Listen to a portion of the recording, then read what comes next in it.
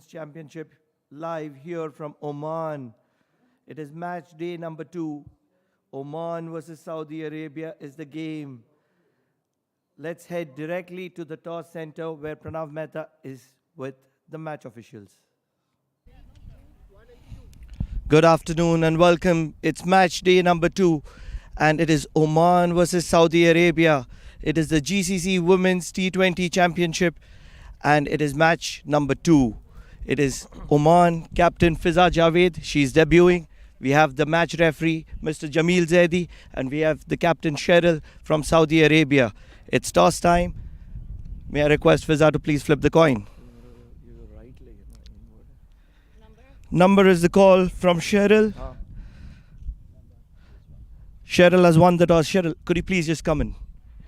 Cheryl, what would you like to do? Okay, we're going to have a bowl first.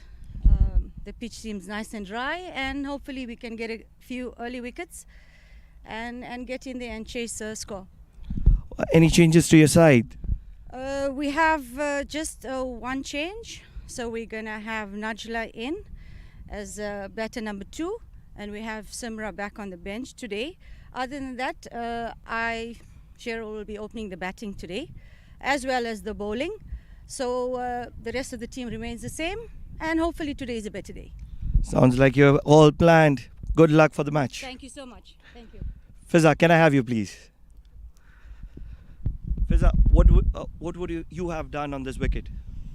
We have done pretty tremendous things. We can still do it. I think, yes, it will be a good match to play.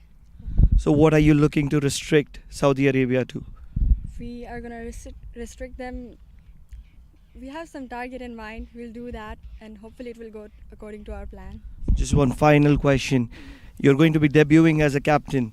What are your thoughts on that?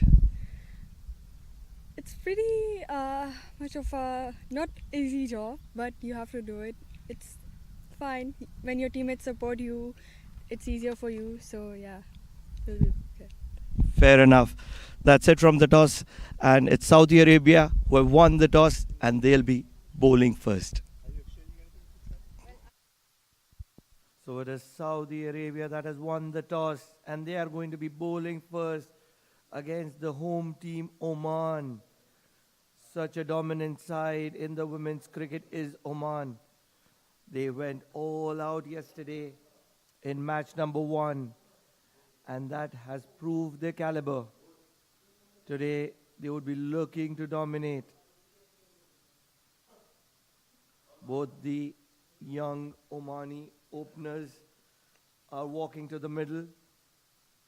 It is Sakshi Vijaya Shetty who is going to be opening the batting. It is going to be the captain, the stand-in captain Fiza Javed, who is going to be opening alongside her. She's the debutant for the day. The debutant captain, I beg your pardon, the number 40. And as we heard at the toss front, it is Cheryl, the captain, who is going to be opening the bowling.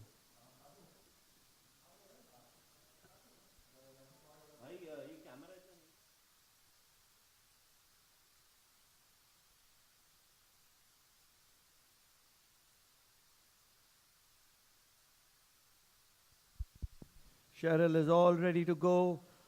And alongside me, I have the very experienced Shoaib Ahmed.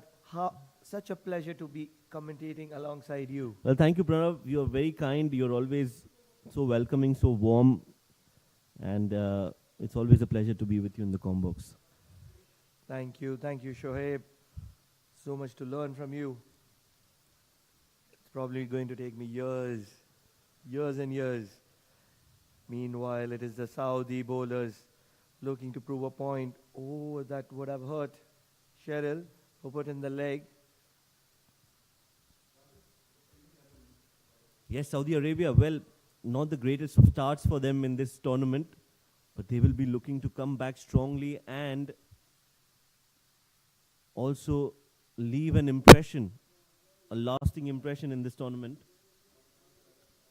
I have two questions for you, Shoaib. One, what is it that Saudi Arabia would be looking to restrict Oman to? The second question is, what would Oman be looking to score? I have a perspective to add on before you answer. Oman would look to prove their dominance in this arena. So I would want you to consider those lines. Well, that's gone down the leg, and it's a big wide. Will it go all the way? Good fielding effort in the deep by Saudi. That was way down the leg side. Cheryl, the bowler. Interesting question. Of course, Oman have got the advantage of home conditions, so they would want to definitely put on a great show here. They've got the support. They know the conditions well, so it is important and imperative that they perform well in this tournament. Well, the score, I think Saudi would want to believe that they can restrict Oman to anything less than 100. This one has been played up in the air towards backward square leg region. And Oman, on the other hand, looking at the previous matches, I think 120 looks to be a very good total here. So if Oman can reach that, they will feel that they have reached at a very comfortable target. I really feel that Oman would be looking for something in surplus of 150 to prove their dominance. Wide. That's the captain in action, Cheryl Susinga. Yes, the extras are a concern. Haven't we seen that already in this tournament? A lot of teams have struggled to maintain their line and length. Cheryl, the skipper, has to be bowling a lot more tighter. That's a good ball appeal, but I think it was going down leg.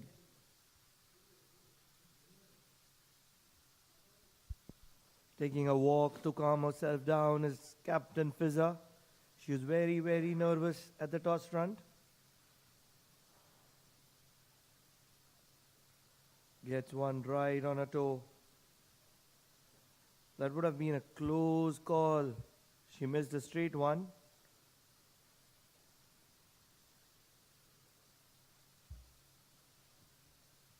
Playing it very, very cautiously. Looking to spend some time. I'm sure she's looking to get some runs under her belt as well. Oh yes, they would want to get to a good start. 5 balls have been bowled so far, 7 already.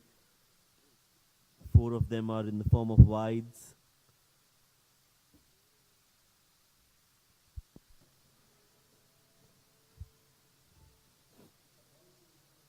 That's another wide. And another misfield by the keeper. Will get 2 more in the form of wides here, and she needs to bowl that again. So last ball still left. It's a long over from Cheryl.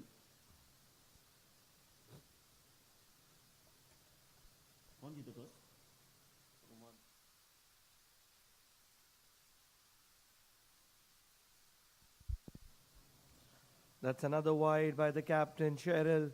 She needs to set the standards. It is so very important. That's a very, very long over. This is a learning experience, of course, for teams like Saudi, who are coming up through the ranks.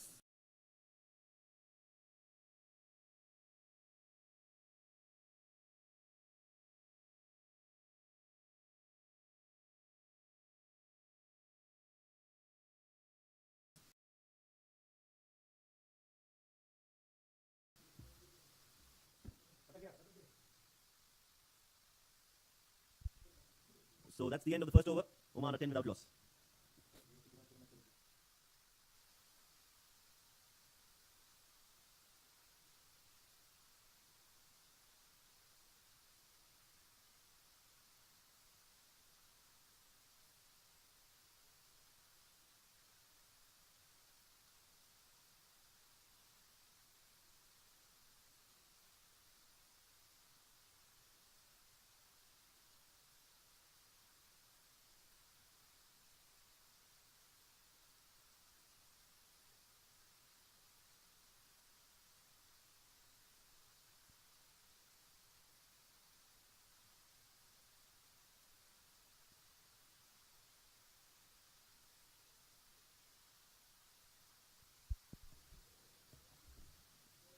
11 for no loss, Oman. Saudi Arabia winning the toss and surprisingly bowling first. That's a low full toss, swept nicely by Fiza. That's going to go all the way. That's the first boundary for Fiza and Oman. They're off to a flyer. What a wonderful shot is that from Fiza, sweeping it from the wickets, making sure that she connects the ball at full. She's the captain.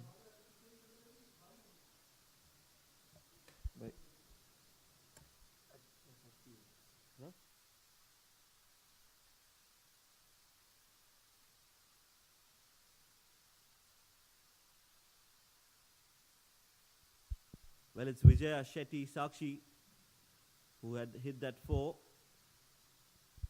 And well played by her. Defended nicely off the back foot.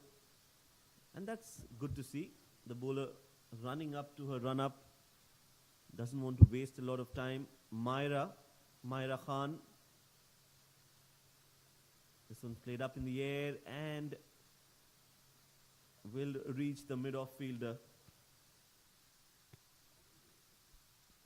This is going to be a long match here.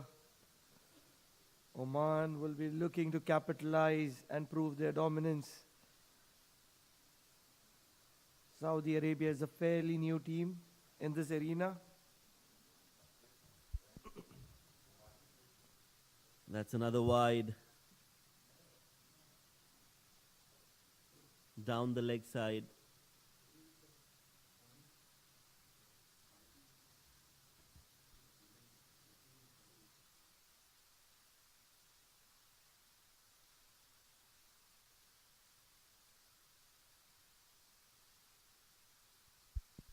Another run taken, that's quick single. But Oman have started off well in this match so far. Saudi has to look for wickets.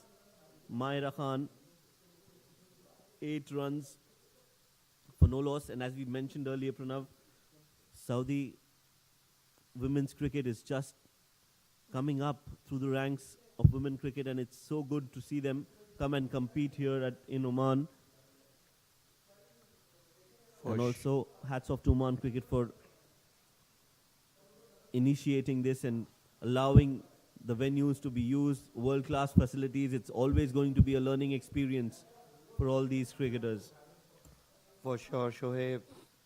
These are the kind of opportunities that personnels strive for. This will definitely help in developing the cricket in and around Saudi. Umpire just checking on concussion.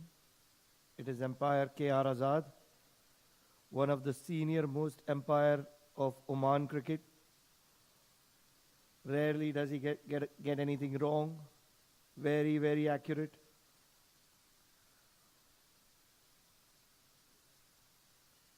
More importantly, he's a very, very big student of the game, always looking to learn and grow.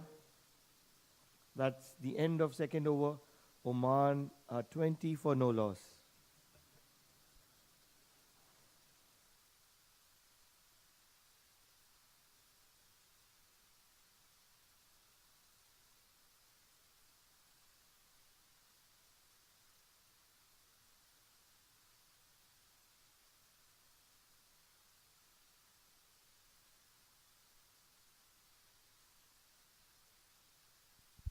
That is our commentator, Mr. Ashok Purohit, towards the left.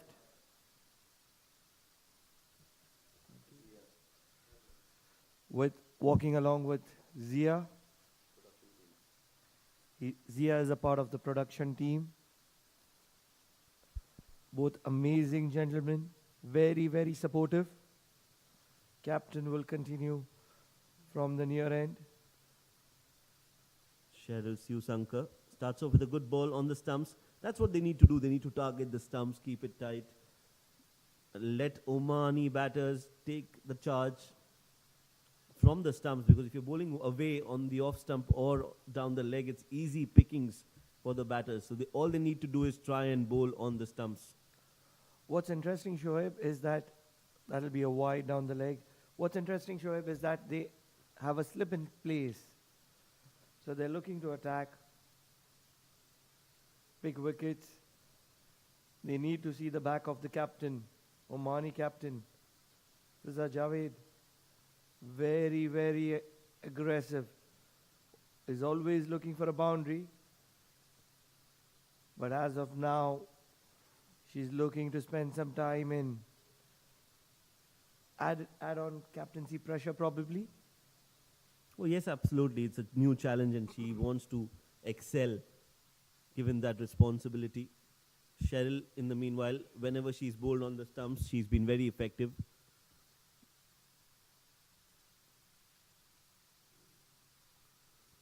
And this time, again, strays down the leg side.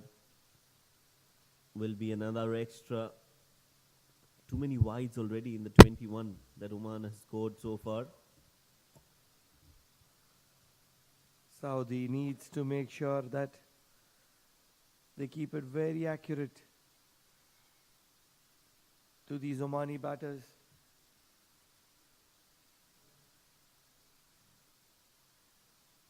Short ball from the captain. Another misfield. This should go to the boundary. Very, very quick outfields here at the Oman Cricket Academy. Once it goes through the in circle, it's most likely to get to the boundary. The captain, Fiza Javed, is the one accumulating 4 runs. Should be looking to make it count, make a big score. Wide down the leg. What these extras do is that it takes a lot of time, and with the new laws coming into play, there are penalties. Oh yes, that's right. Too many extras.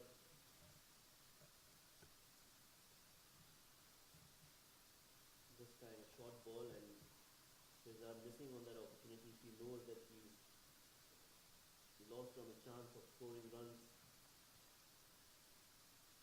She's surely not playing a natural game. Naturally, she's very, very attacking. That's a much better ball. Very well bowled. Outside off on the good length. They'll get to, but she needs to be bowling more in that area. Cheryl Siusanka. The transformation of women's cricket in Oman has been commendable. One name that I would like to always mention is Vaishali Jisrani. She's put in a lot of hard work.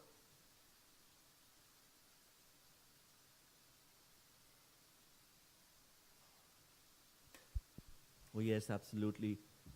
She's been a backbone for this Omani women's team and continues to do so. 3 overs gone. Oman 29 without loss. Good night.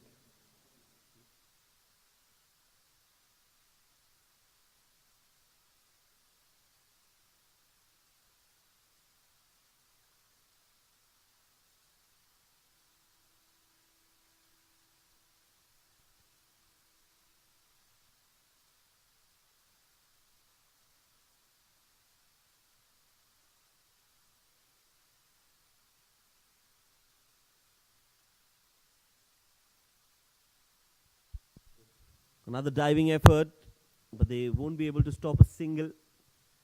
Saudi deciding to bowl first after winning the toss. Clearly that hasn't worked in their favor. Another quick single, direct hit. Not backing up onto the throw as well. Myra says there was a chance, and rightly so. But what that overthrow has done is it's given them quite a few more. They're looking for another one. Everything happening for Saudi Arabia.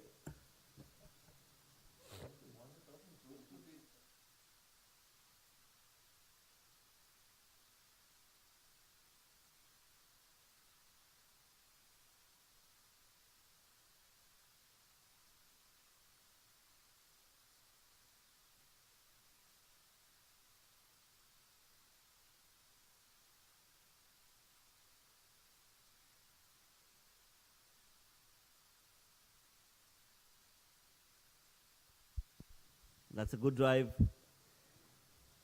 And will only be a single.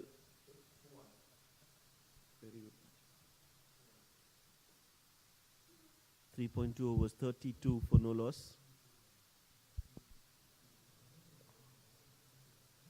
That's an attacking shot, misfield, and the ball will trickle away towards the boundary for 4. So Oman getting runs thick and fast. Not from the middle of the bat, but that doesn't matter. 4 runs are 4 runs. And with that boundary, Oman move on to 36.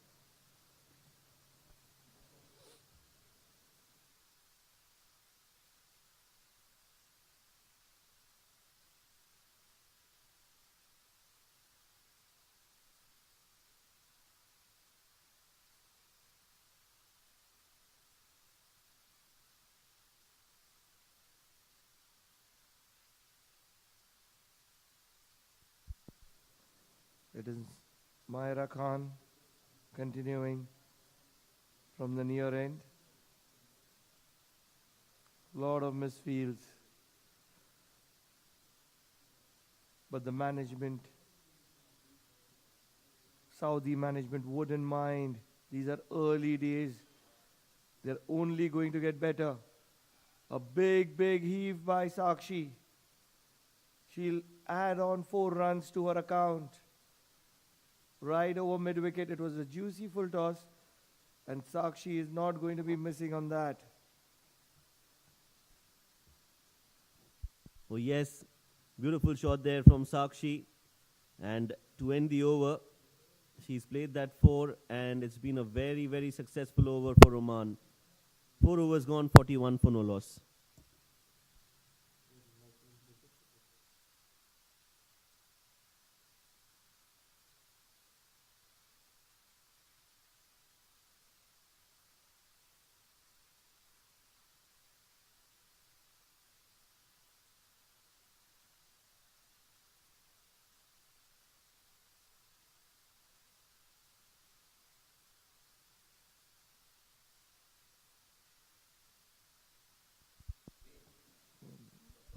It is the captain, Cheryl, who is going to be bowling the 3rd over of her quota.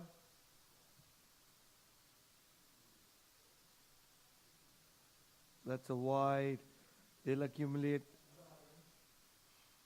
another 2 runs to their account. Score quickly moving to 43. It's just the 4th over. Well, very, very important that Cheryl, the captain of Saudi, leads from the front.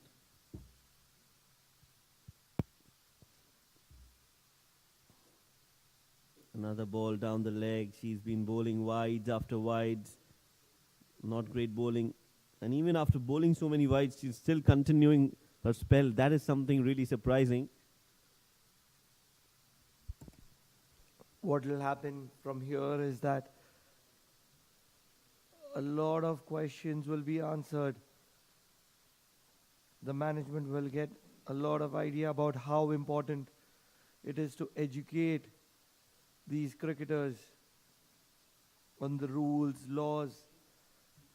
As we just see, the captain has just kept her glasses on the ground, which is not yet allowed. It could cost them 5 expensive runs. Oh, she stepped onto them. And now she's finally given it to the umpire. These are things that they will learn with time. I'm so glad and so happy that the Saudi management has decided to give this Saudi women opportunity to grow and develop. The exposure will play such an important role in their growth. Oh, absolutely. It's only going to get better from here. It is a learning curve. They're only going to learn and absorb all that they can, come back stronger. Cheryl has been very expensive. Only 1 ball bowled legally. In fact, she's already bowled 5 balls.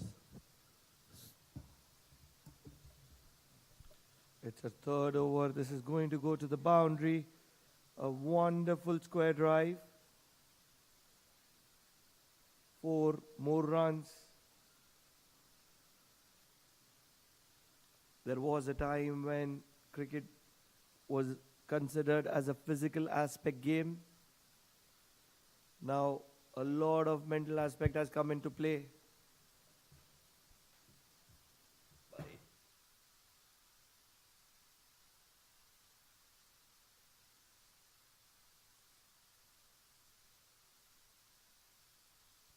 Big hit that's gone high up in the air. Won't go all the way. Good fielding effort from Maira Khan. But that is some intent there from Oman. Oh, they're looking for another run. That's a run out. That's a disappointing run.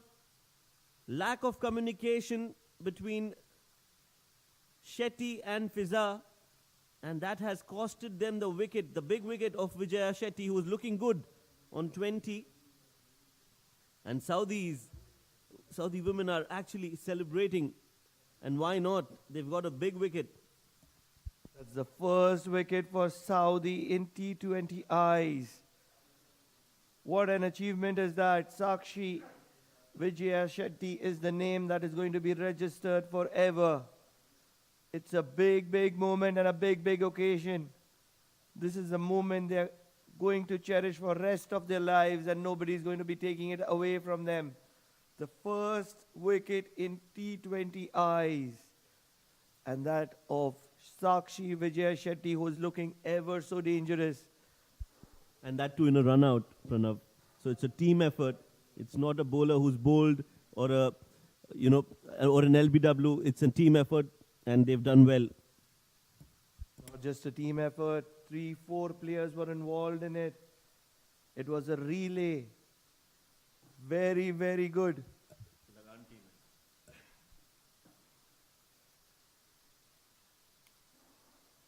These are the moments people live for. It is the captain who will be credited with the run out.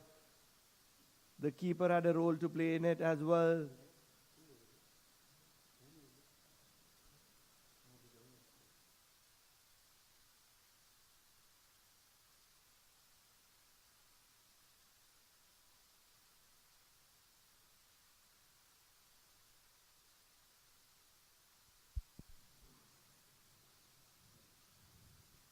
It will be Nayan Moli who will be walking in to replace Sakshi Vijaya Shetty, who was looking so dangerous. She has departed for 20 of 13. Fiza will get a couple of runs there. She's a very, very good athlete. Always looking to push.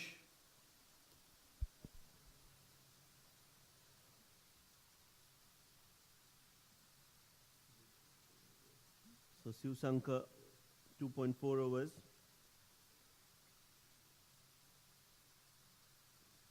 Another full toss, swept, but hasn't middled it too well. Straight to the fielder. One more ball to go. This has been a long over.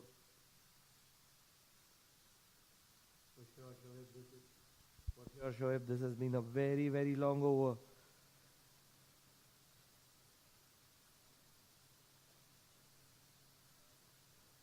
And a dot ball to end it.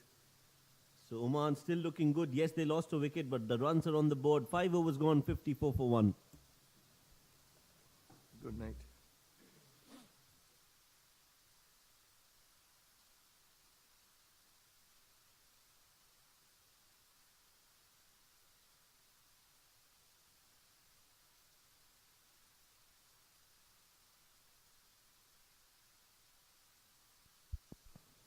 That's it from Shoaib here in the com box. He'll take a break.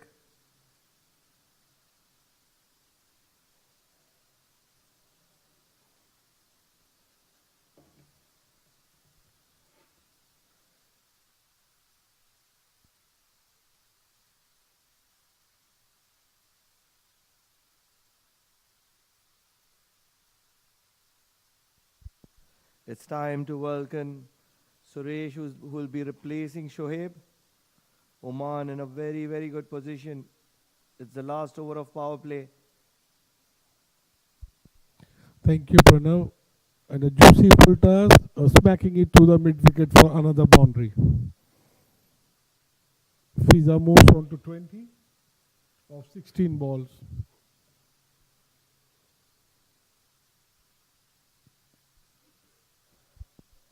Nayan Moli is also a very, very explosive striker.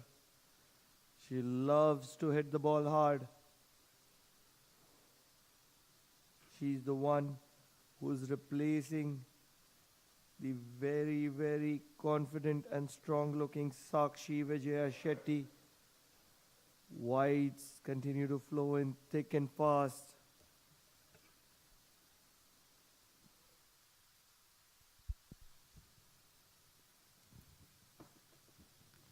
Pranav, I feel Saudi bowlers need to contain these freebies in term of wide balls.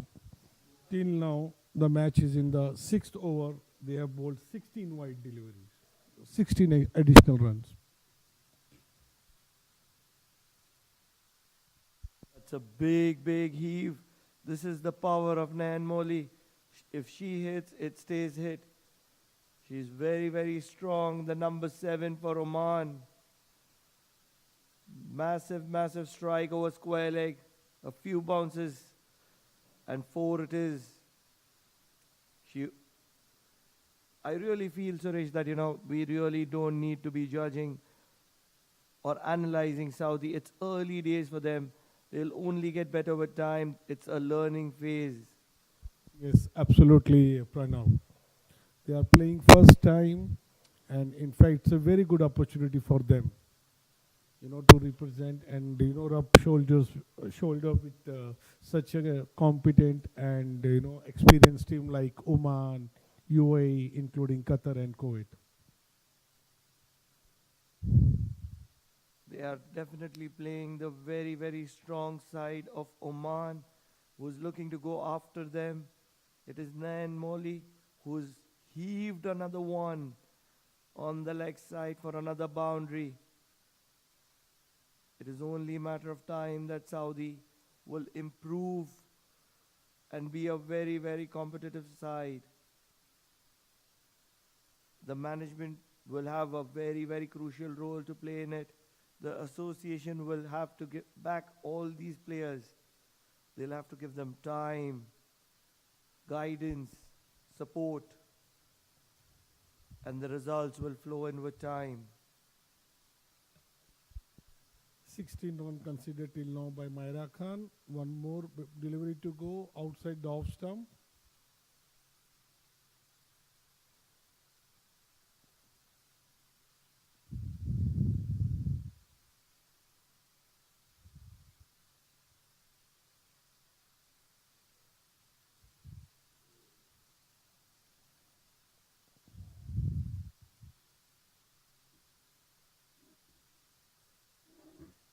Another wide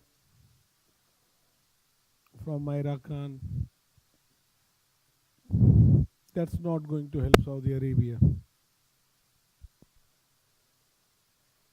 Suresh, what do you think about the facilities here in Oman, the role of tourism?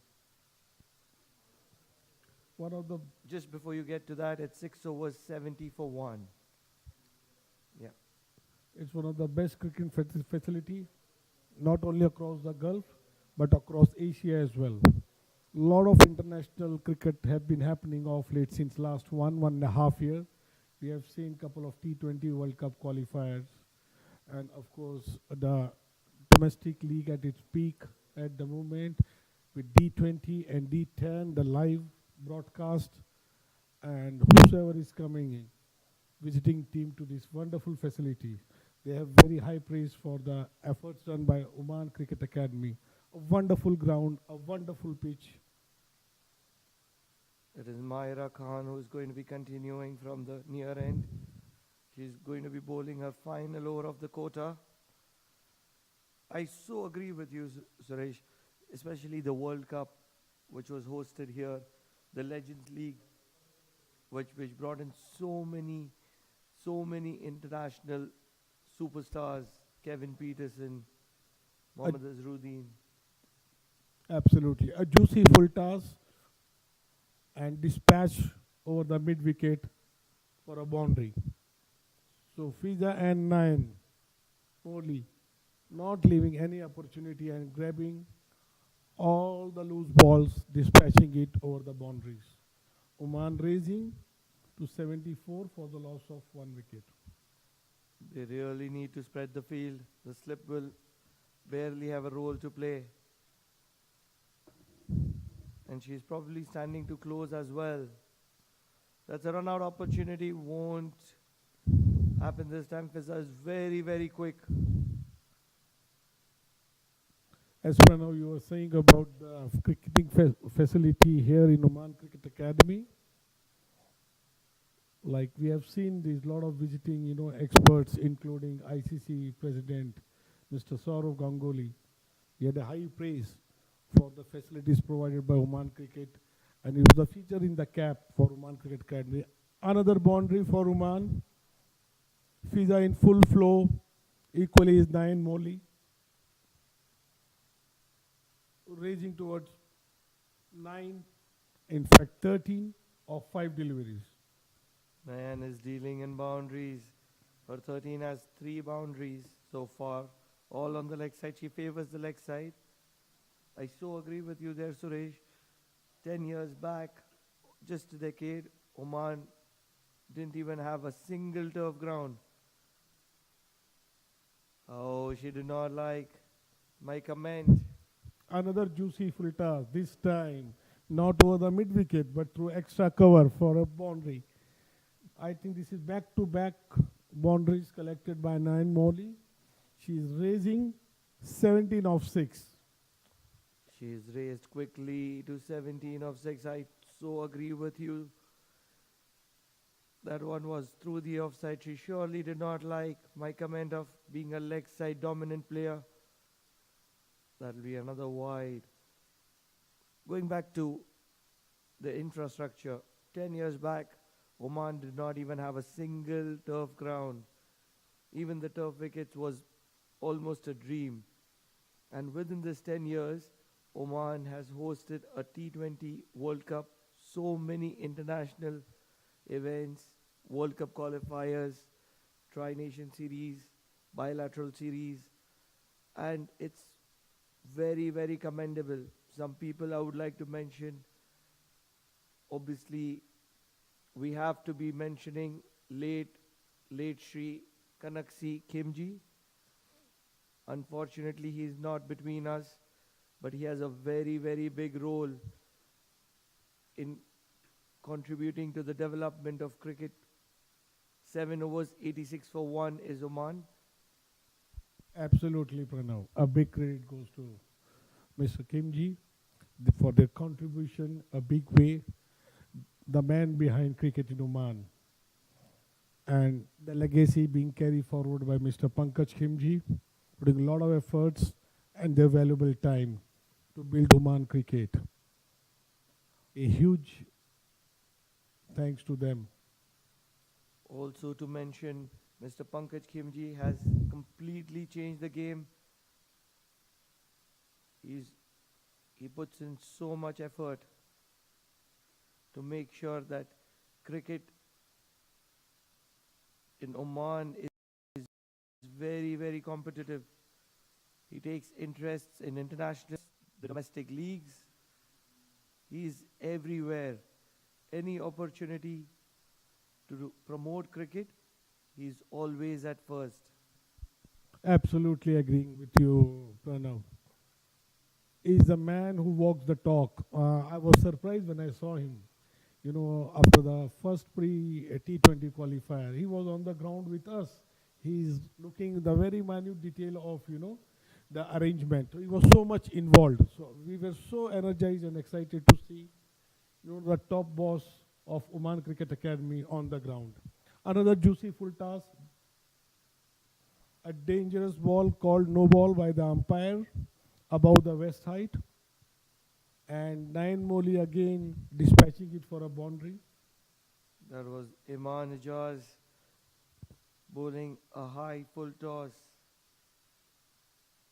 And Nan Moli is never going to be missing on something like that. Free hit now. She has license to hit the boundary now. Let's I see. believe she always had the license. Every ball is a free hit when Nan Moli is get going. He goes this one, racking it towards square leg, no cover in place between the fielders, raising towards boundary. Another boundary. So till now, one legal ball bowled and 11 runs being conceded by Saida.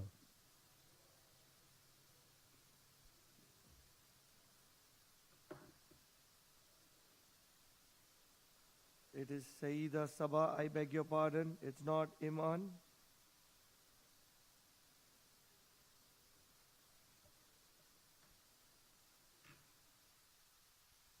Go to intelligent batting, taking a quick single, rotating the strike. A very professional display of batting by Nayan Moli. Going back to our topic, we have to be talking about Mr. Madhu Jisrani, his contributions as a manager. That should be another no ball. The ball's pitched outside the pitch. It's given as wide though by umpire K.R. Azad. And that's what it's going to matter. Interesting to see the batters not questioning the umpire. You know, when you spoke about Madhu Jasrani, I still remember seeing him running into the ground when Oman won a qualifier a couple of years back in Dubai. And such a energy, such a excitement, full of energy at DC, it was really commendable. You know, Suresh, when I was playing my under 17s, I believe it was under 15s, which was hosted in Dubai. This was long time ago. Another heave. Will get another boundary. No. Oh, she's kicked on. Very unfortunate there. That was the first time Oman qualified to the second round. And a lot of dignitaries from Oman had traveled to Dubai. And the celebration, which started with Madhubai running into the ground, is a memory that I will never ever forget. Believe me, I think he rubs a lot of energy to the Oman national team still at this age. For sure. He's not well currently is what I believe. We wish him health, and his daughter plays a very crucial role, Vaishali Jisrani, in the development of women's cricket. So it's a family trend.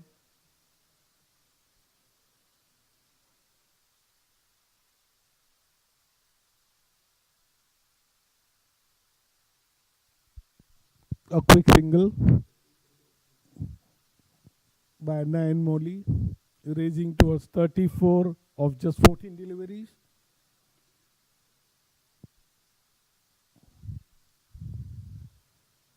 It is so often that we notice the front figures, the backup and support plays such a crucial role. It is 8 overs, 109 for 1. Oman are dominating here. It is Nayan Moli, who's 34 of 14 balls only.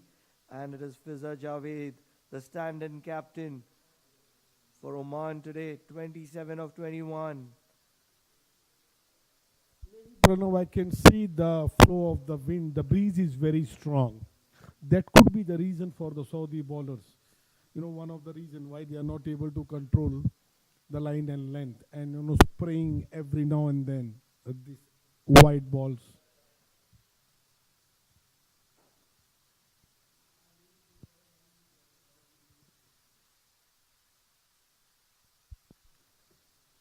That's also the 50-run partnership between these two.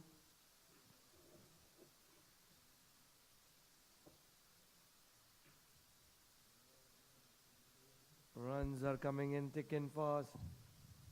There is rarely a dot ball. Love to see that slip is still in place. Every ball is a single. One important thing to notice, Pranav, I'm very happy with the Oman batters. They are not only dealing with boundaries, and for the good balls, they are going for these ones and twos. That keeps moving their scoreboard.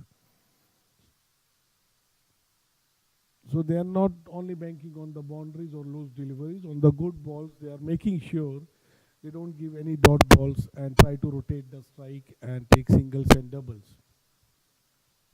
Yes, Suresh, it is a process that Saudi are undergoing. They're only learning. They might be getting demolished by this very strong Omani side. But years ago, Oman was a weak team and they have transformed. There is a lot of development that has happened. There's a very strong bench strength.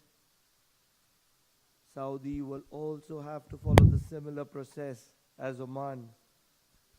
I'm sure that the Saudi manager, Aisha Rahil, would have a long chat with Vaishali Jasrani. And on this note, Aisha could not only take a couple of pages, she could borrow the book from Vaishali Jasrani. She's got a lot of things right. And this time it is driven straight past to the bowler for another boundary. Nan Morning looking in pink of her form, raising towards 39 of 17 deliveries. You are absolutely right, Pranav. This is just the beginning for Saudi cricket. And I'm sure they are places to go, and this is a wonderful opportunity for them to come here and, rub shoulders with such a seasoned women's cricketing team in this GCC Women's T20 World Cup. Suresh, what I would like to see furthermore is Saudi to travel to Oman, not only for the tournaments, but for bilateral series, friendly games. The more they play, the better they will get. Another waist high full toss will be called, or it won't be called as a no ball. Will get. Nayan Moli is questioning the no ball. It won't be one. Another 4 runs to the account of Nayan Moli. 43 of 18 balls. This could be the second 50 of GCC T20 Championship Cup 2022. We saw yesterday Avishka from UAE scoring a half century. And today we had a thriller, the match 1, where we saw the Bahrain openers scoring 43 each. So Nayan Moli at 44, Fiza at 29. So at the end of 9 overs, Oman is nicely placed at 123 for 1 down.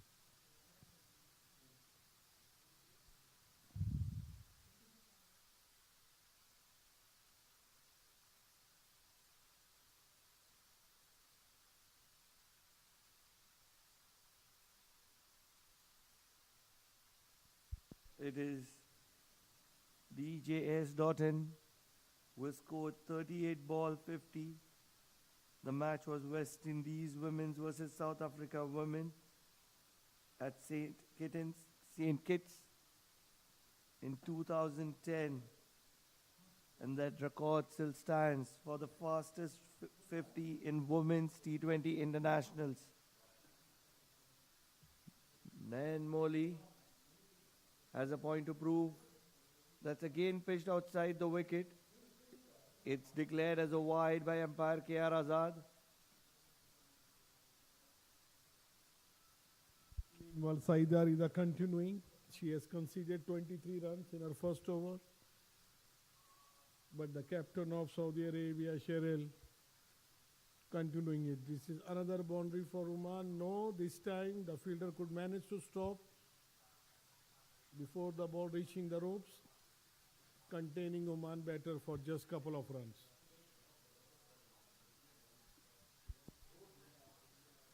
Nan Moli, Just one hit away from her 50. we cannot stop talking about her. Nan Moli, it is 46 of 21. What a striker of the ball is she. We'll get another boundary there. That struck powerfully, and that is 50 of 22 balls. What a knock is that from Nan Moli. She is going to be establishing the record. She might not be knowing about it today, but once she goes out, she has written her name in the books. She's going to be the fastest 50 scorer in T20 internationals. What a knock is that from Nan Moli. What a batting skill display by Nan Moli. From ball one, she started hitting boundaries. And she deserved one of these fastest 50. She was so aggressive, her intention was clear, not leaving any losing balls and rotating the strike on good balls.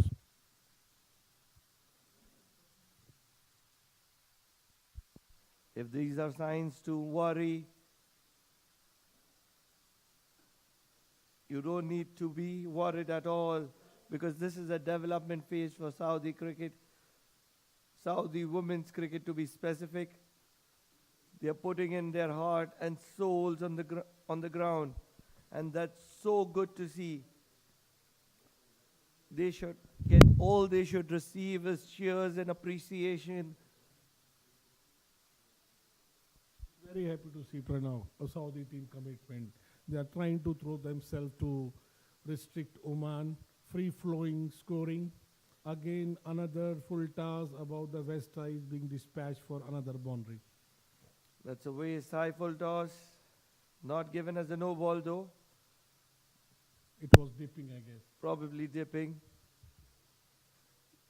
It is KR Azad who's umpiring at the bowler's end.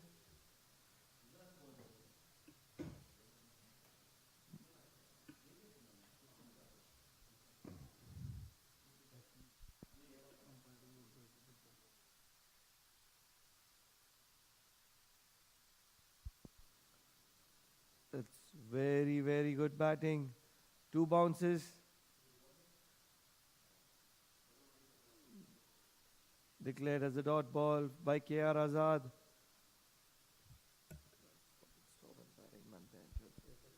So halfway mark, Oman at 137 for the loss of 1 wicket.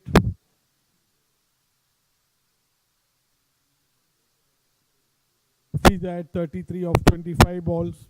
Nan Moli Anil scoring one of the fastest 50 in Women's T20 Championship.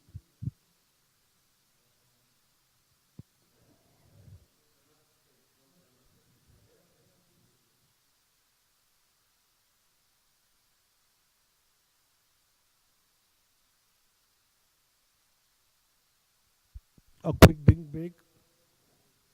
A seasoned umpire, KR Azad and Samir Parker, telling players to make it quickly to save time and make sure the quota of 20 overs to be bowled by Saudi Arabia gets finished in stipulated time.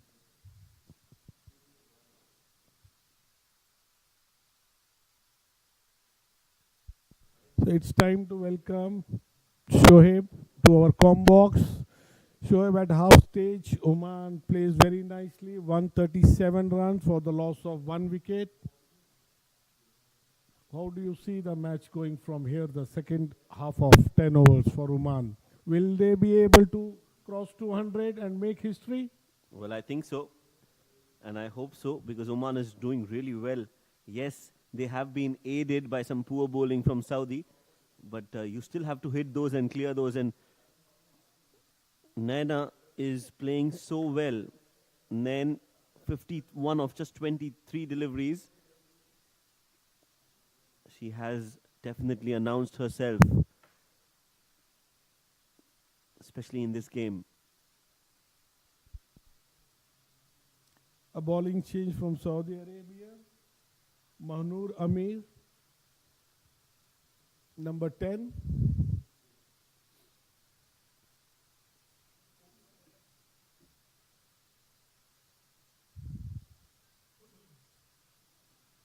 That's the line Saudi should bowl. Wicket to wicket, not giving much room to Omani batters to free their arm hit boundaries. So far, a good discipline line bowling by Mahnur Amir. 314.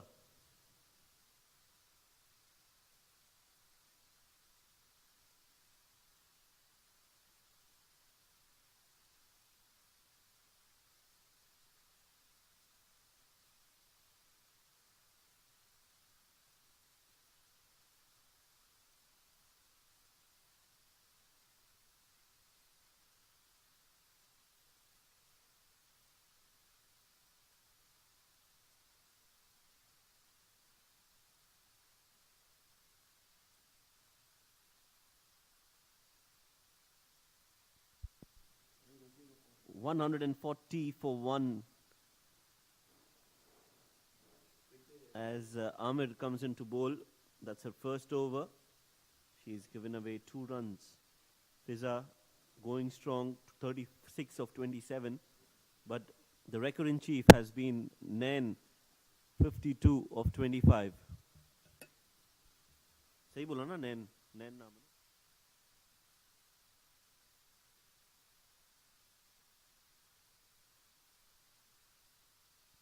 That's another boundary. So 4's coming in thick and fast from the bat of Fiza this time.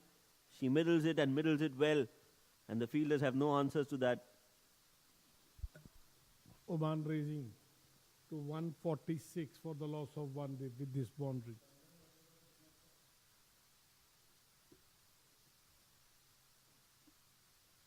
Mahnur Amir had a good over till this boundary, conceding just 5 runs, 2 dots, with 2 singles and 1 double. Can she finishes the over with a dot ball?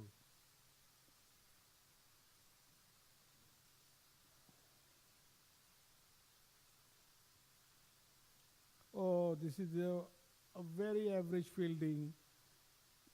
The fielder missing the ball and the ball went all the way to the ropes. Fetching Fiza another boundary. Adding 4 more runs to Fiza account. She moves now to 44 of 29 deliveries. Yes, 150 on the board. After 11 overs, 1 wicket is what Oman has lost, and that through 2 in the form of a run out.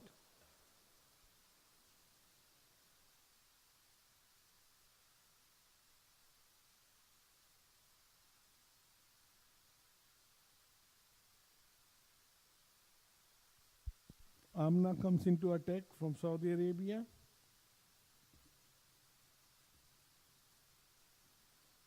Spraying on 9 molly pads. Couldn't manage to dispatch it this time around, settling for single. Leg by, signaled by umpire. So no bat.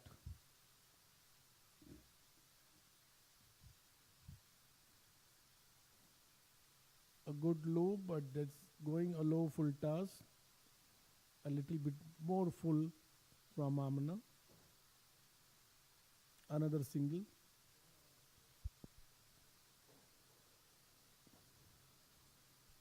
Yes, Amna Khan has been brought into attack, bowling a first over, so everybody trying their best from Saudi to get another wicket. Flighted delivery outside off with the fielder inside the circle. stop this time by Saudi fielder, restricting Oman batters to just a single run. Well, I just saw mid-off and mid-on inside the circle. I don't know why they are inside the circle.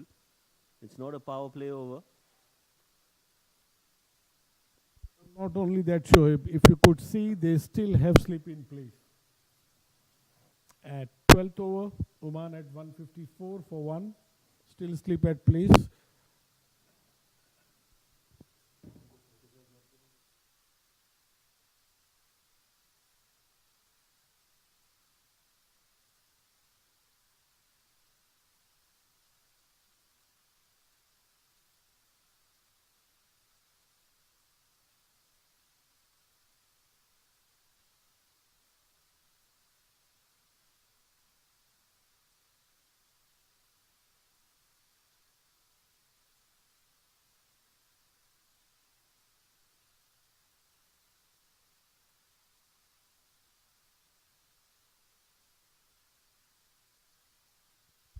Yeah. 156 for 1 with that wide.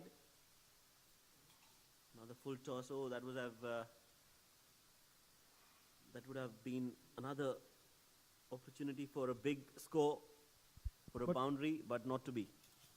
But very happy to see Shoaib Saudi fielders, they are giving their best, putting their bodies, trying to stop every run to restrict Oman to as low as possible, because they are already 157 for 1 down at the end of 12 overs.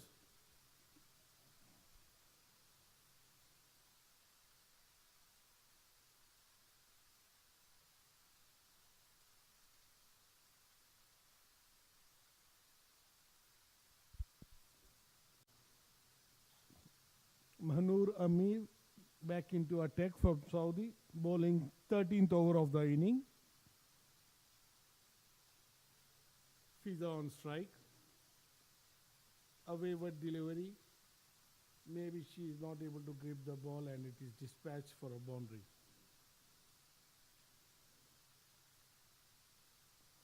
I think Shoaib, they need to keep it simple. Just ball to the stumps and let the Omani batter do the mistakes. Yes, that's right. But that has been a challenge for Saudi. Their bowlers have not looked very consistent. Of course, that will all come with practice and with time and with experience. And as I say, it's not about winning this game. It's about participating at this highest level of cricket. It's a T20 international, and it's going to give them a lot of experience, a lot of exposure. It's going to be a big learning for them. Absolutely, Shoaib. And I could see the breeze across the field, across the pitch. Look at the shirt of Samir Parker. You could see how strong the breeze is. That could be the reason why it's difficult for the bowlers to control, and they are not that experienced as well. Oh yes, absolutely. That is one factor that could be a problem and could pose a challenge for the Saudi bowlers. But if you look at the positive side, it's a good learning opportunity for them. Oh yes, it's a learning curve, and with these matches, what happens is you get to know what your strengths are and also your weaknesses. So that's how you have a room for improvement every time you come out to play. Absolutely. An appeal. The ball was going down the leg, but has been turned down. Amerat, who's bowling her second over, gave away 18 runs in her first over. In fact, has given away 18 runs so far, trying to make a comeback.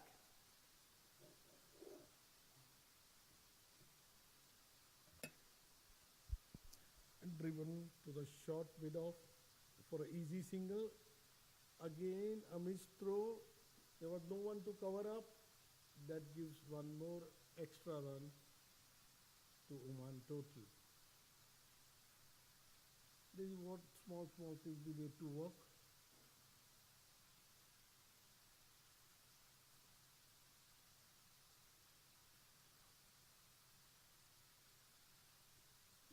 Another wide. by Mahanur Amir. So far, she was good in this over, losing the control.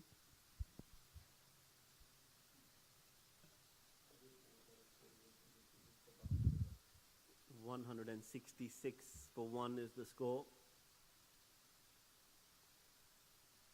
That's another wide and loose delivery, but has been played by Nayan.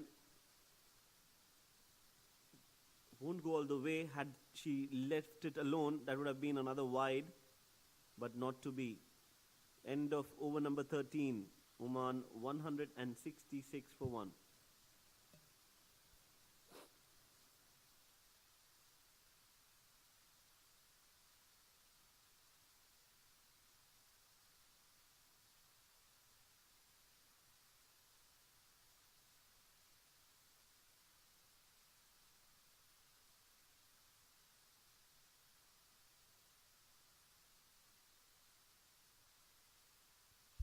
This one, good one, bowling to the wicket. And that's it, it's gone.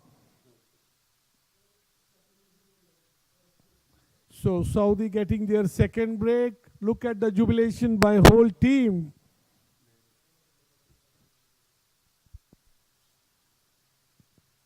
Well, that's a big wicket. Nayan Anil, who was looking good, has been sent back. And she was found in front of the stumps. The umpire thinks it was hitting the stumps and has been given. So a good innings from Nayan Anil comes to an end. 55 of 29 deliveries. Oman lose their second wicket. It's 167 for 2.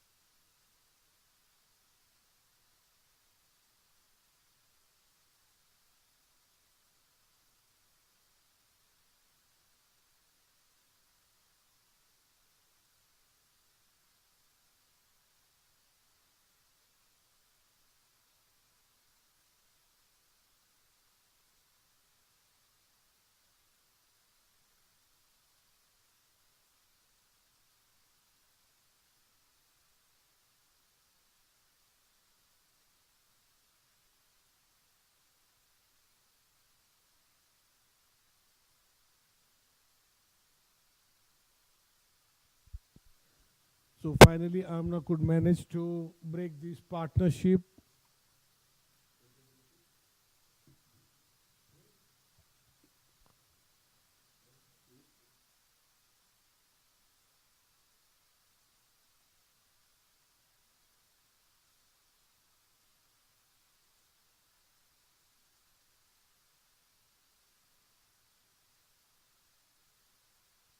Off stump, driving it through the cover region for a single.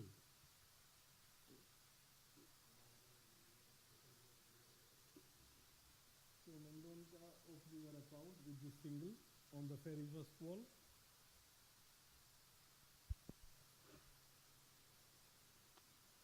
Right, so Mendonca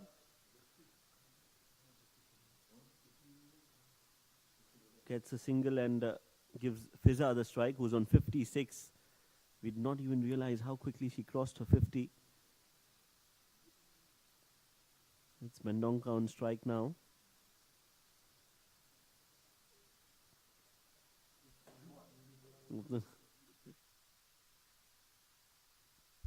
Priyanka Edna Mendonca is the number 4 batter for Oman.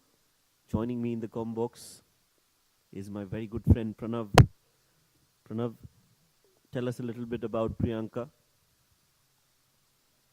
Priyanka, she's a fitness freak is what I would like to mention it as. Spends at least 2 to 3 hours every day without fail in the gym. Very, very fit. And she follows different forms of fitness as well. An extremely hard worker.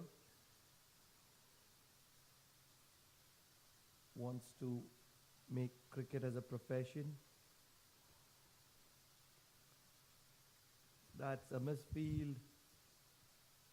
Won't go to the boundary though. Can pick up 3. And with the speed of Priyanka, it's always going to be 3. Both these batters are very, very quick between the wickets. It's 175 for 2 at the end of 14 overs. And that's good night from us.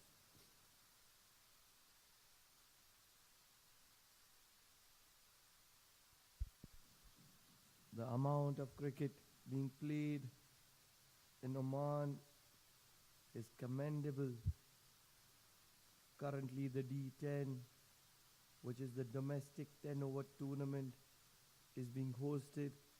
I'm sure that a lot of you all would be following that as well.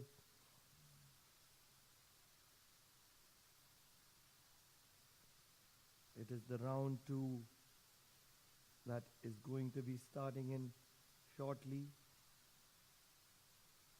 8 teams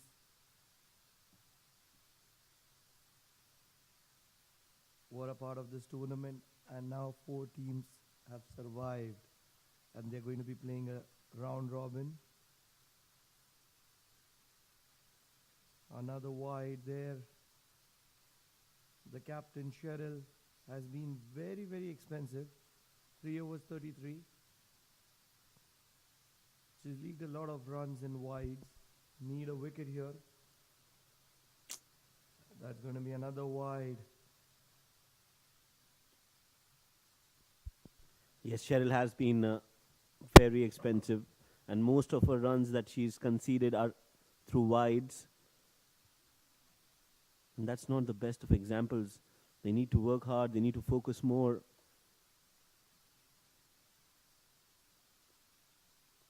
This one has been drilled down the ground. They'll take a single. Good fielding effort there. Just directly into the hands of the bowler. 178 is what they've already managed from here on. Oman would be looking to get to at least 220, 230. And that's going to be a tall task for Saudi batters. That's a much better ball. Diving effort. They'll get a single, and appreciation from the skipper.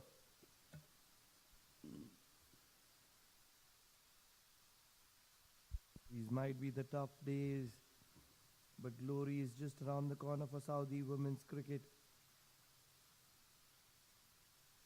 It's not an easy game.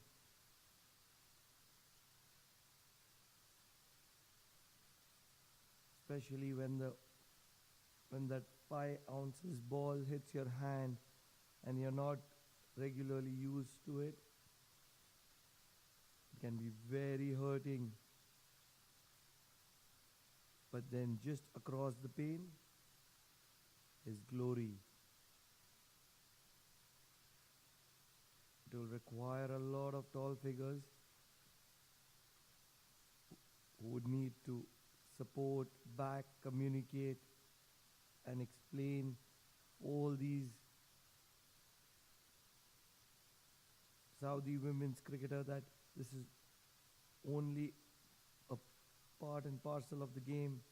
They're new and they're struggling. I understand, but it's only a matter of time. The captain Fiza Javed, that's bounced more than 2 times. It's declared dead ball. That's an interesting call. I believe that as per the new rules, it is supposed to be a no ball. Well, Pranav, the new rules have not yet been applied, I think. Are you talking about the rules for the run out? We will. No. I'm talking. Let's just have a check. कौन सा किसकी बात कर रहा है? कौन सा rule?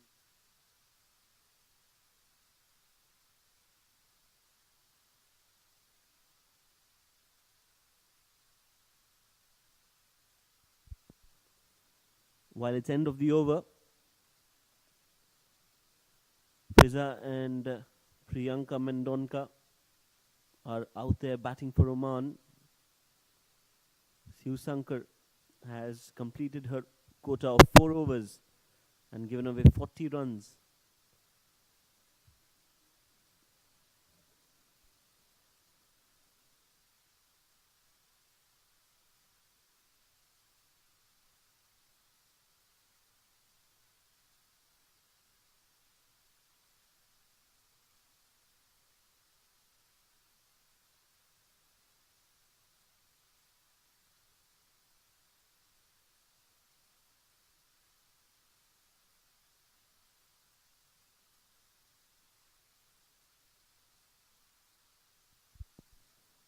That's good running between the wickets. 3.1 overs have been bowled so far from Myra Khan. That's really good of her to come back to her run up as soon as possible and try to bowl and finish her overs quickly. But what that does is she's not been focused. Again, bowling a few extras. Saudi has to improve on their bowling, especially the extras aspect. They've been bowling a lot of wides. That's a much better delivery. So going back to the law, Shoaib, Law 24 states, the umpire at the bowler's end shall call and signal no ball if a ball which he considers to have been delivered without having previously touched the bat or person of the striker either bounces more than twice, rolls along the ground before it reaches the popping crease. Also if the ball pitches outside the pitch, it is a no ball. These were the new rules which came into play. They have been in picture for a while.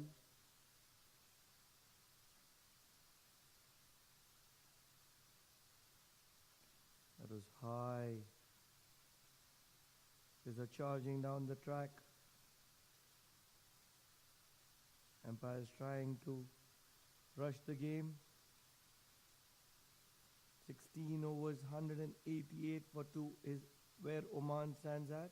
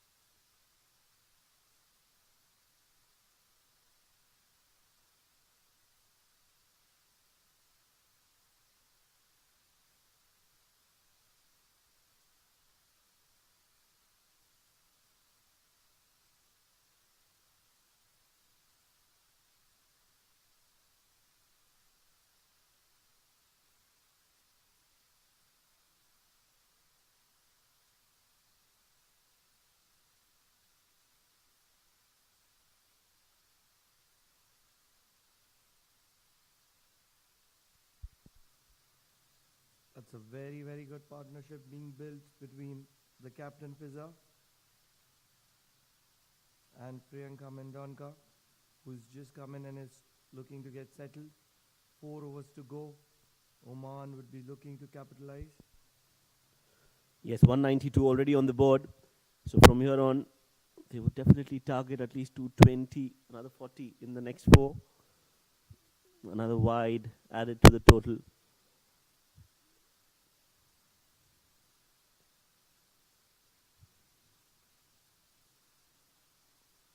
So Mahnur Amir is the bowler. That's another wide. They're trying their best to try and keep it close to the batter.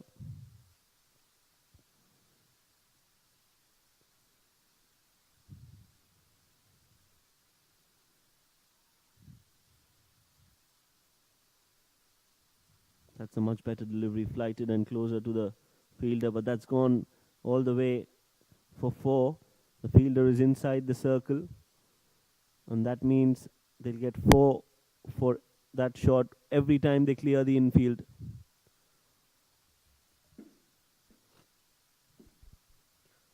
So 18 for Priyanka of just 10 deliveries. Fiza is on 63 of 47.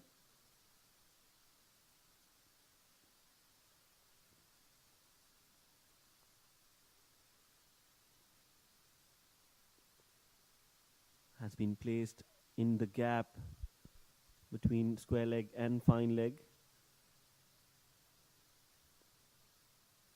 He will get 2 more. So they reached the 200 mark with those 2 runs. Oman in just 16.3 overs has been a brilliant performance from the Omani batters, especially Fiza and Nayan Molly Anil as well. Both of them giving the platform, setting it up for Oman to get to that big total.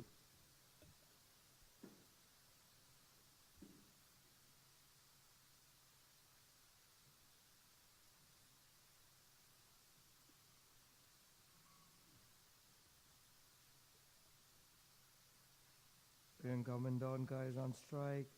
Wide is what Amir bowls. It's been a long day for this Saudi women's. Very, very long day. They've been hit all over the park.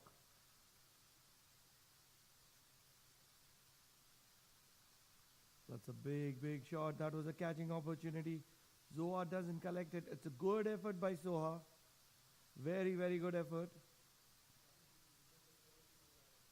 Priyanka not able to find the middle of the bat. Yes, it would hurt. It's a hard ball. 5 ounces is the weight. If it doesn't pouch well, it will hurt. It's a matter of time. You will get used to it.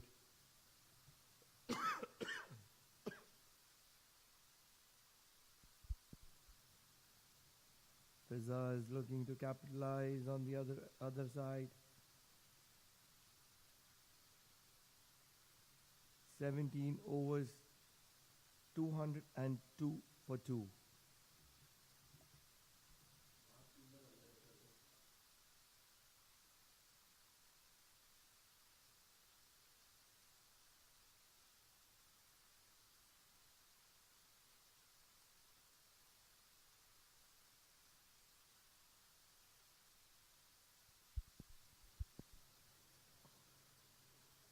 That one goes down the leg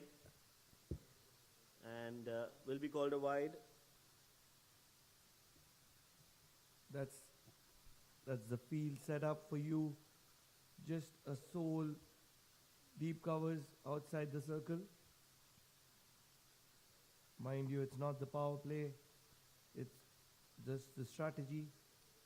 They might be down and under, but they're looking to attack, pick up wickets. Not working for the moment. Priyanka is just not able to find the middle of the bat.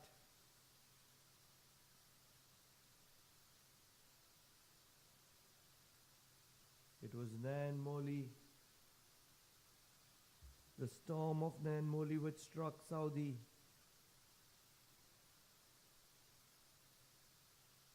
Priyanka is content with picking up singles. Doesn't want to bring her power game in play. She was the man of the match of the last game. Happy to play in singles.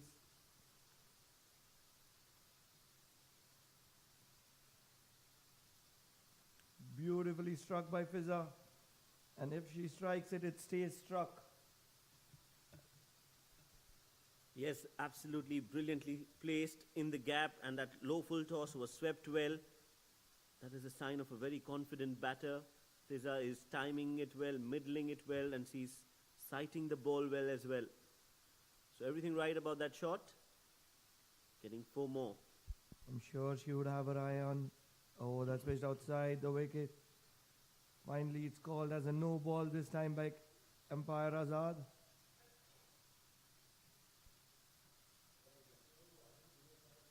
अरे भाई कौन है उधर graphic पे?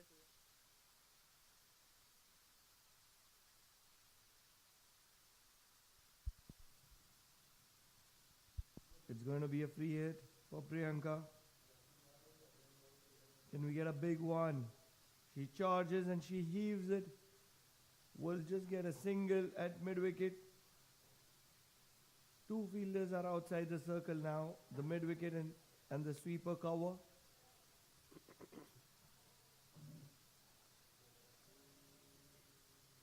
Looking for an extra run at every occasion is Fizza Javed, the captain, the stand-in captain. Yes, Fizza looking for that 100 as well. Can she do it? Another wide.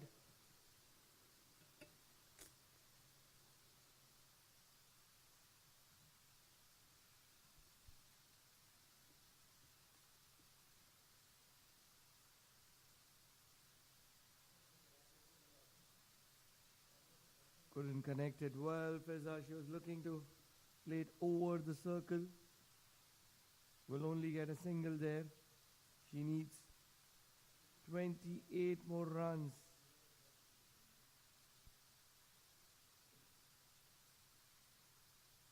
That's the over. 18 overs, 216 for 2. Fizza has to be looking to keep strike and try for that magical three-digit number. 27 more runs. We all know that she can strike, and everything and anything is possible. But what will matter is the first 3 or 4 deliveries of this 19th over. If she can put a few away, suddenly that three-figure mark looks very, very approachable.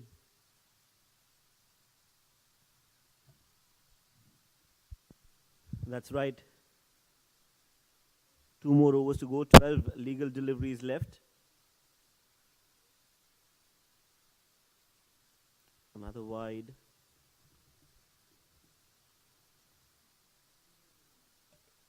Most extras का record बन जाएगा international.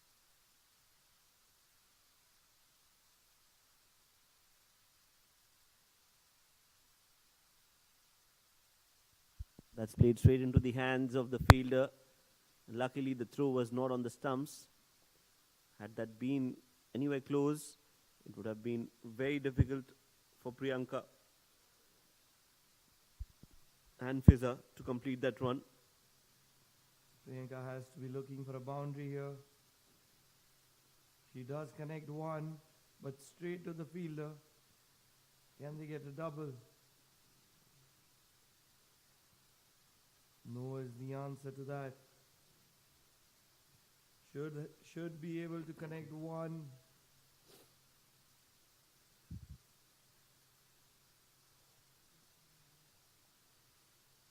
Happy with a single is Fizza. Not looking to strike. Probably she would like to add a not out to her name. Improve her average. Well, that ball was a little closer than what she had expected. Didn't get the elevation, didn't get the opportunity to free her arms, and that's why I just nudged it for a single. It's been placed in the gap this time from Priyanka, and the ball will win the race, will cross the boundary ropes, and they'll get 4 more. Probably, don't you think that the bat is a little heavy for Priyanka? She's struggling to get that swing. Well, I think she's been practicing with that bat for quite some time and must have gotten used to it. Nonetheless, a brilliant boundary. Oh, that's caught. And that's caught behind. Very, very well caught. What a wicket. That is the first caught wicket in T20 internationals. And it is by the wicket keeper. What a brilliant catch was that. Very, very good catch. It is Ruba Sardar Rashid Gohar, the wicketkeeper of Saudi, who takes a brilliant reflex catch on the bottom right. Very, very well taken. Yes, that's a wicket, and finally they get one more. This time it is Ijaz who's bowled that delivery. Iman Ijaz is the bowler, and Ruba does well to get hold of it. It took an edge and went into the hands of the wicketkeeper. So 3 wickets down. It's Priyanka who's walked back. Oman are 224 for 3. Believe it or not, it is Kashish Deep Jayawant. I've played a lot of cricket with his father, a massive, massive striker of the ball, Deep Jayawant. We played for the same domestic team for as many as 5 years. A left-handed batter was Deep, but the moment is for Kashish. And we would all get an opportunity to see her striking skills. That's another wide.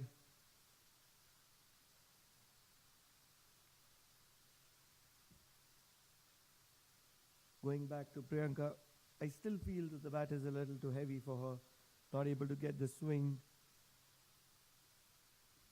That will be another wide.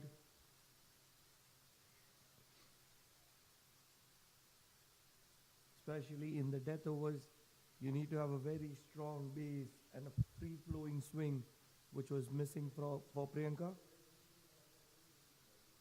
Oh, that's another full toss. Edge and just beats the slip fielder. Will go towards short third man, and they'll take a single as well. End of over number 19. Oman 227 for 3.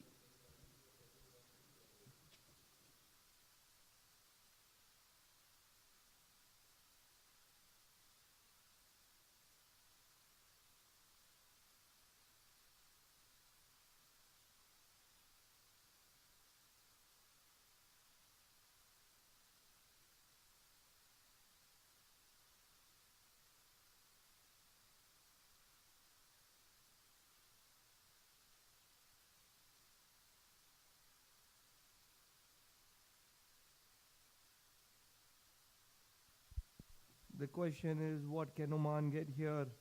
227 is already something that they have on board. It is Amna who is going to be bowling the final over for Saudi. That is Kashish who is on strike. A big swing, a big wild swing. In vain, not able to connect.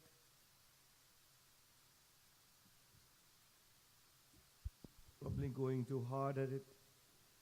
That's pitched outside the wicket. It will be a no ball. Umpire Azad declaring it as a no ball. Will be a free hit. Getting the rules right. Will be a wide, so the free hit would continue.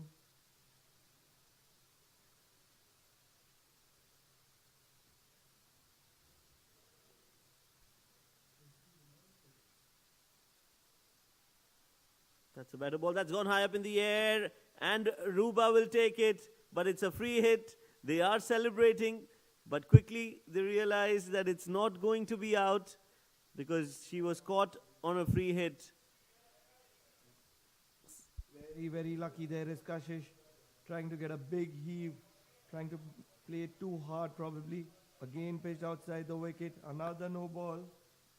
Signals umpire Azad.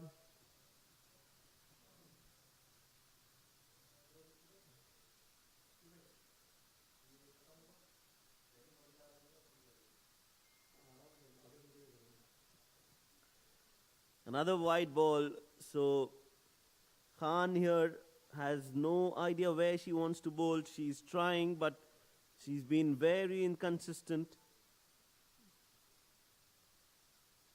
Amna Khan, that free hit continues. They've saved the ball from going all the way. Probably she would be very, very tired. And it's been a long day for most of these Saudi women. 232 is where,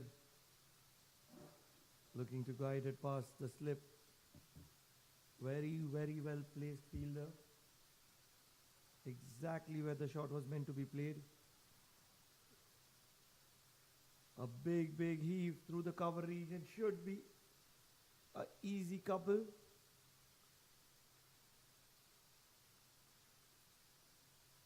Will be 3 in fact. 1 ball to go in the first innings. Fiza is down on her knees. She's tired and exhausted. She's carried her bat through. 75 or 56 is what she's got.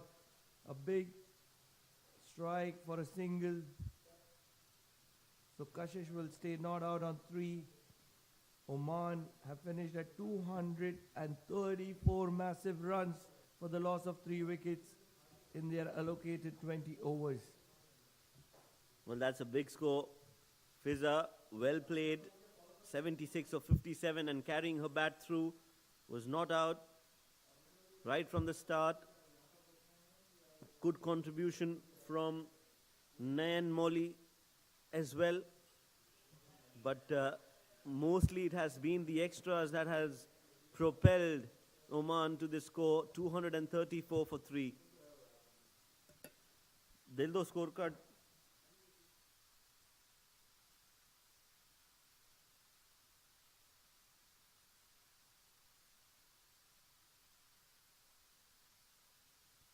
The team's walking out. 234 for 3 is the final score for Oman. They were asked to bat first.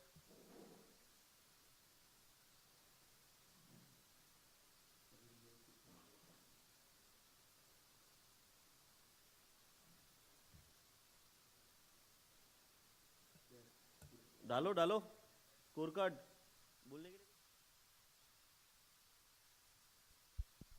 A brilliant game of cricket.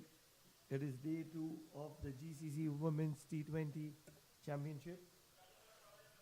Match summary डाल दिया पहले.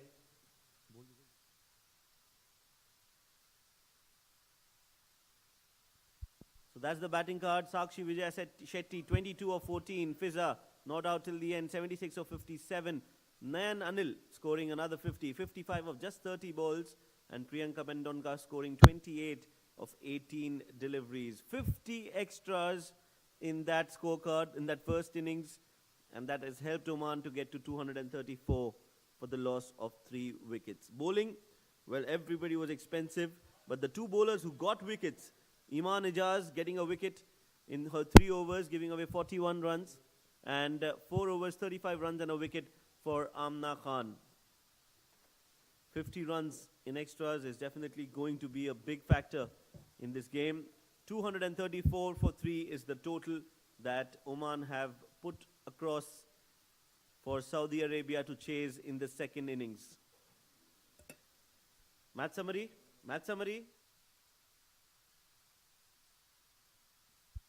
So that is it. It's time for us to dive.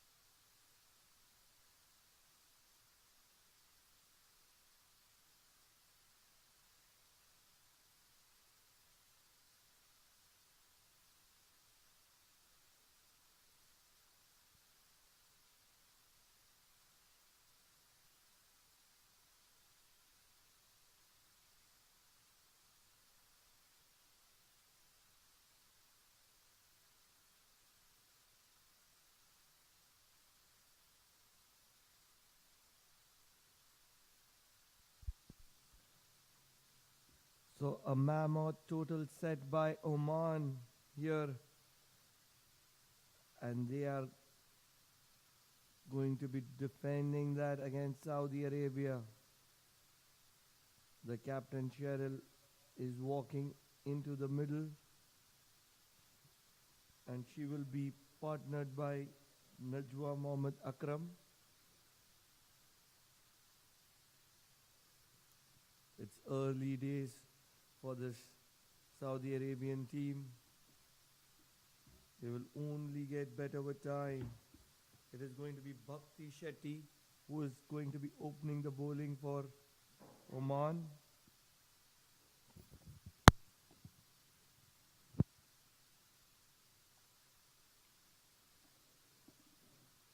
That's a massive, massive target which has been set.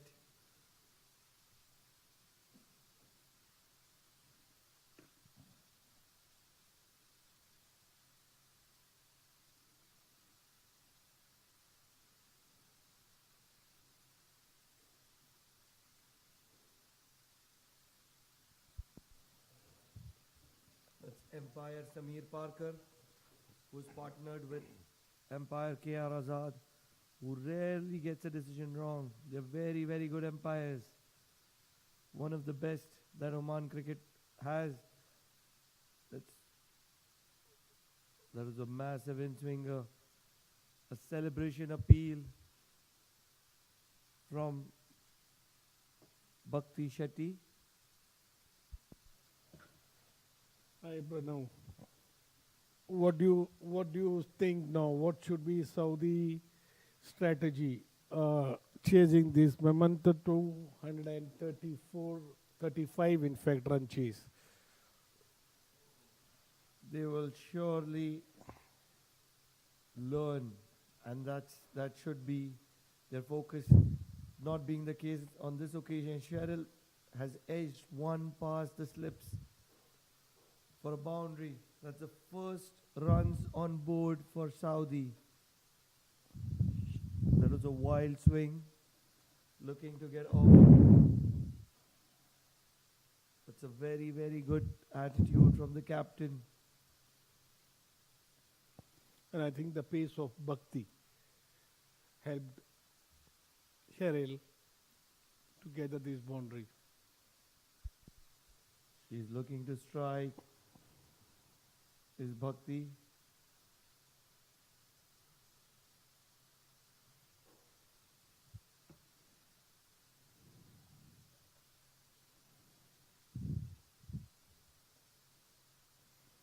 So Cheryl and Najwa opening for Saudi.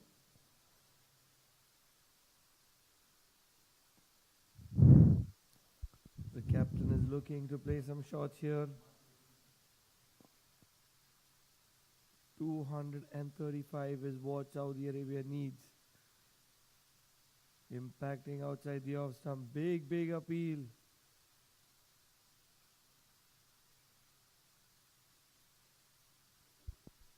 Turned down by Empire Samir Parker.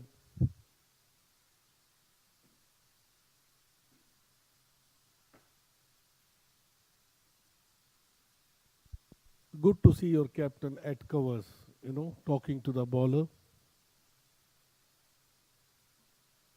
Spraying towards the leg stump, Bhakti this time.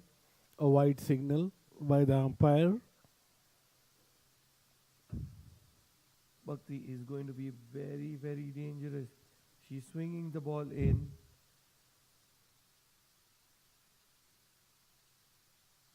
Najwa is the striker. Oh, that's close, that's close.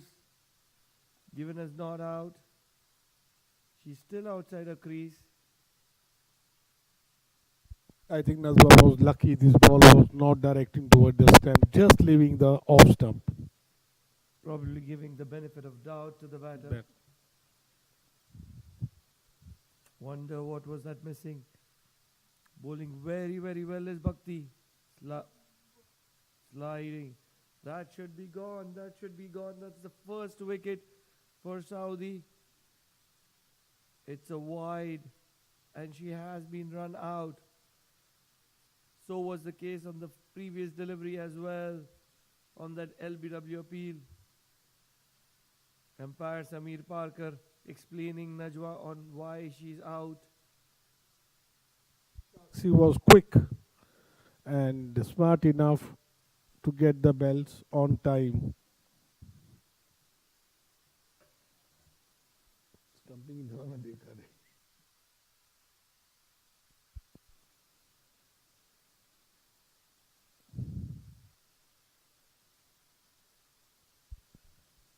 Saudi are one down.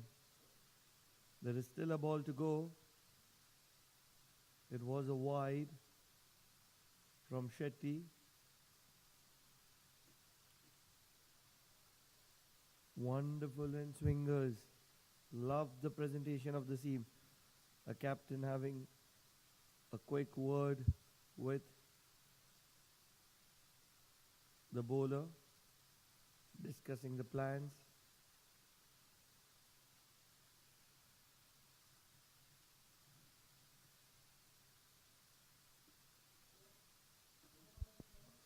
Saida Rida walks in for Saudi Arabia.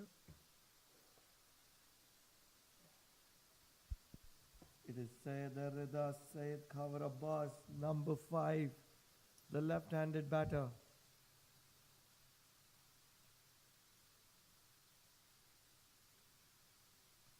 Not wearing a helmet is Saida.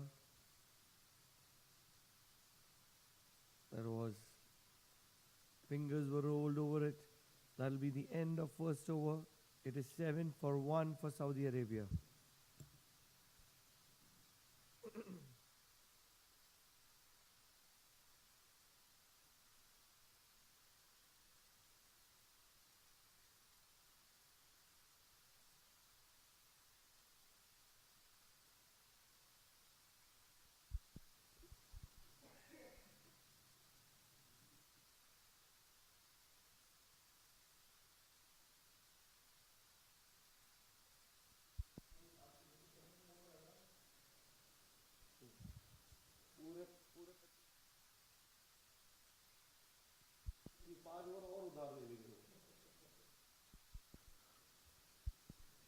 It is Saya Channa, the very experienced Saya Channa. She's been in and around the national team for a while. Bowls good swinging deliveries. It is the captain who is in the mood to attack. She's been pretty decent. She's already quickly moved to 8 runs in just 4 deliveries that she's faced. I beg your pardon, 6 runs from the 4 deliveries that she's faced. Good to see Pranav the intention of captain of Saudi Arabia, Cheryl. She's showing intention of aggression, trying to score and accumulate boundaries in the power play.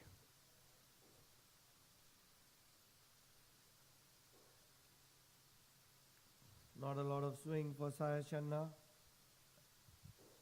Not releasing the ball well.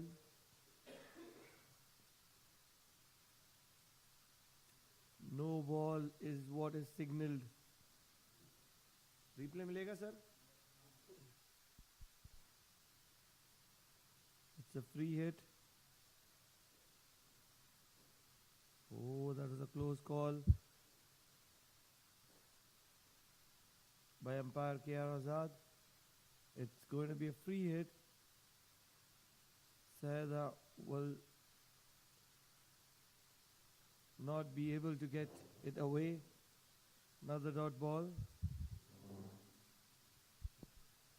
I think Saida Rida should rotate the strike and let Cheryl place maximum ball because Cheryl is showing intention of aggression.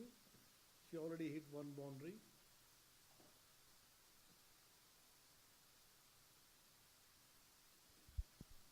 Trying to strike it away is the young Saida. Singles is the need of the hour. It is the captain Cheryl who's looking to attack.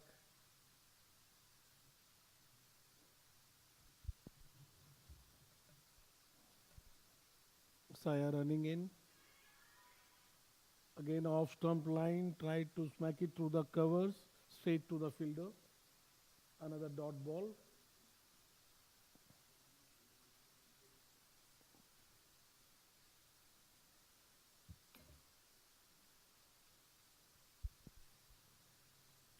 The release for a new ball bowler is such an important factor. That is what brings in the swing. Barely any swing for Saya Shanna. She bowls a very, very tight line.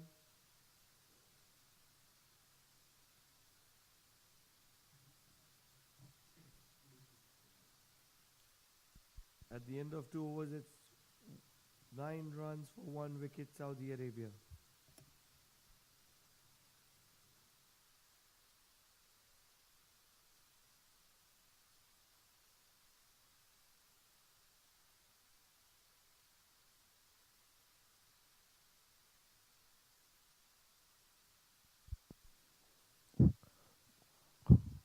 Bhakti Shetty continuing with his second over of her quota. Cheryl on the strike. A good ball by Bhakti, maintaining her line on the off stump. A big swing and a miss.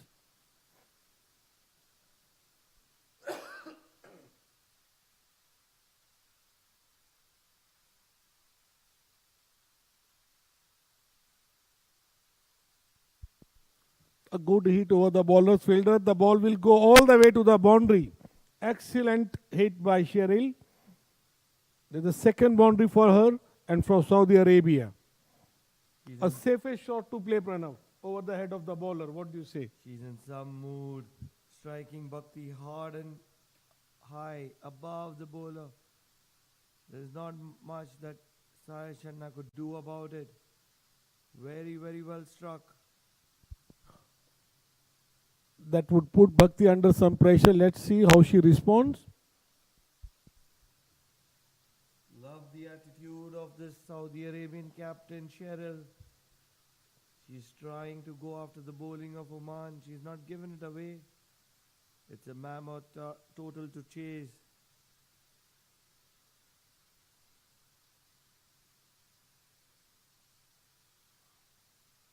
Wide this time, Bhakti. Umpire signaling white ball. She's under some pressure after that boundary, trying to bowl away from the batter.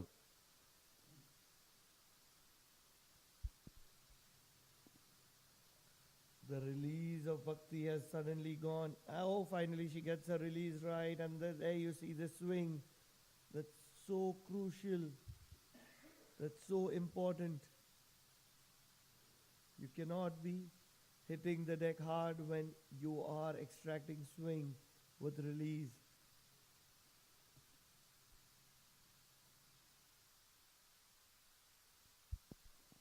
A full toss and hit over square leg region for a boundary. A beautiful shot by Cheryl. Believe it or not, it is Cheryl who is attacking this Omani side. And she's hitting it all round. That was quite high. But Umpire Azad says it's below the waist. Asking for the free hit was Saeeda. Very, very well struck. She's decided to go after the Omani attack, and that's what she's doing it well. 14 of 9 already. That's gone straight up. Can somebody get underneath it? What a catch is that? The fielding of the Omani side is very, very good. It was a very, very poor delivery to start off with. Halfway down the track, closing the face of the bat too early, and a leading edge going straight up. There is not much that could be gone wrong when you have an excellent fielder underneath the ball. The intention was right. However, she could not execute, and thus the ball went into air and was easily caught. So after a brisk inning of 14 of 9 balls, Cheryl got out. 2 downs for Saudi Arabia now. at 18 score.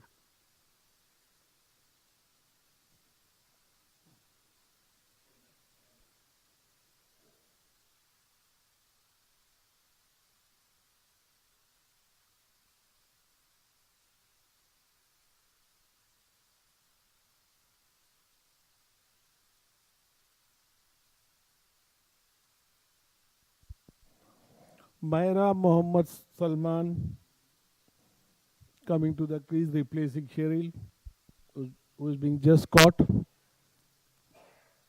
3 overs, 18 for 2 is Saudi Arabia. Saya Shanna will be continuing from the far end. I beg your pardon, near end. Finally, some movement for Saya Channa.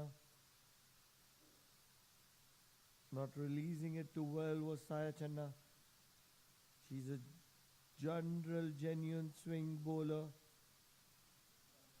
But then we have so often seen in international cricket as well, where top quality international bowlers have lost their swing. Irfan Pathan was one of them. Bhuvneshwar Kumar was another. And the list can go on and on and on. It's so funny that how often simple things which players have grown up with gets lost because they are trying to complicate the basics. Interesting, Pranav. What could be the reason? Because they were an expert of swing bowling. The name you just mentioned, Irfan Pathan, Bhuvneshwar Kumar. What could have gone wrong? There are multiple factors there. Maybe trying to bowl a little bit too quick, trying to hit the deck hard, trying to extract bounce, trying to do new things. I'm not against the fact that they shouldn't be looking to extract pace, but leaving something that has got you to where you are is foolishness. You have to hold on to your swing and then execute the other new things which you add to your armory. It will be a wide there from Saya Channa down the leg side. Saya used to practice with us at our nets, Premier Division nets, and she would give a tough time to many of her batters as well. And that was all because of her genuine swing capability.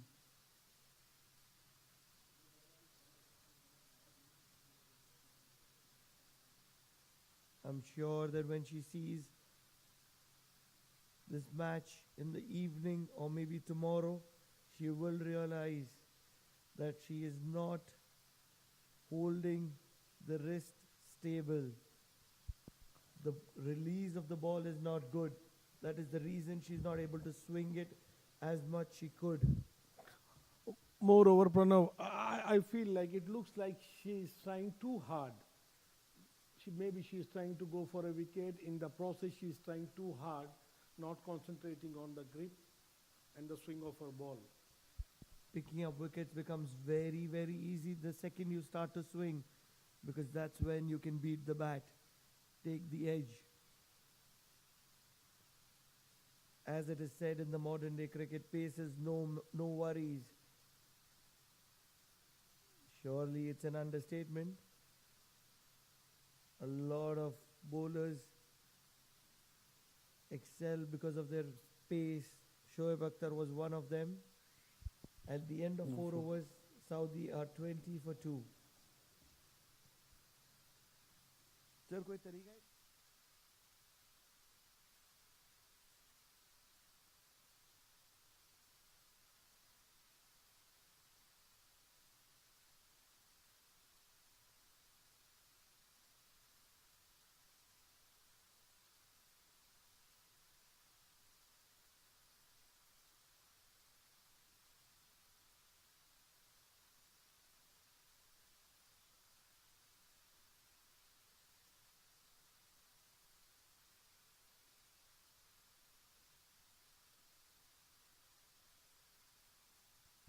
It is the number 19, Sushantika, who is going to come into bowl. She's going to be bowling across the stumps.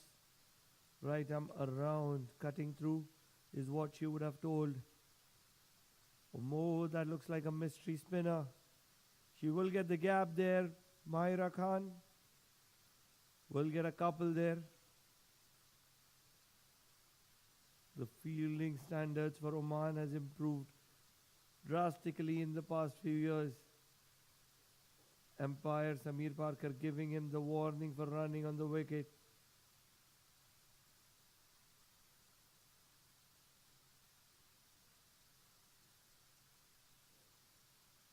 Mystery spin of Sushantika. Saida will have to figure it out whether the ball is going to be turning in or turning away or keeping or holding its line.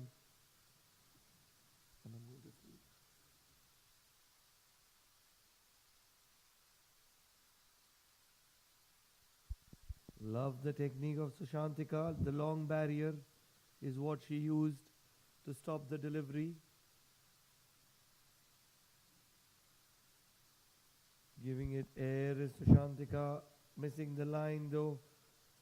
Extras continue to flow even in the second innings.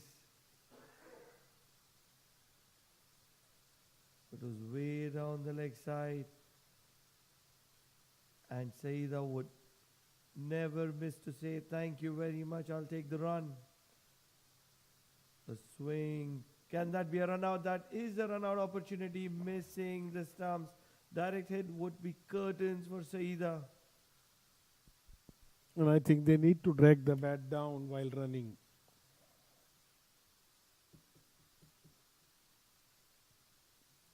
So the batter needs to take care of this. It would have been a close call if the ball would have hit the stumps. This would be interesting to see Sushantika bowling to Mahira Khan, who's still to get off the mark. That can be a run out. That's a big run out opportunity. A little tight bit too slow there, keeper. Not getting down. They are playing dangerously, Saudi batters, taking a lot of risky signals.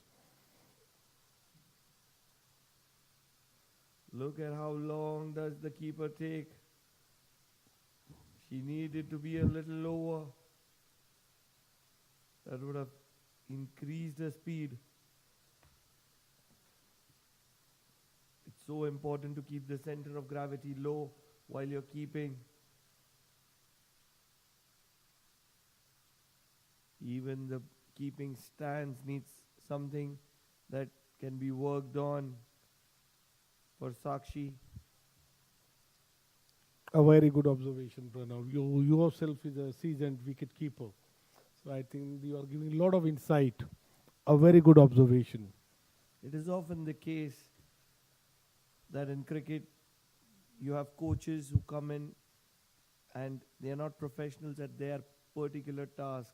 Like for example, I'm just using this as an example. If you have Wasim Akram who becomes a coach, then Wasim Akram is an experienced, probably one of the best bowlers in world cricket, but his level of contribution to the batting department would be bare minimum. Absolutely. And there are very, very few wicket-keeper coaches in and around the coaching department. It's 28 for 2 in 5 overs, Saudi Arabia. Slow but steadily.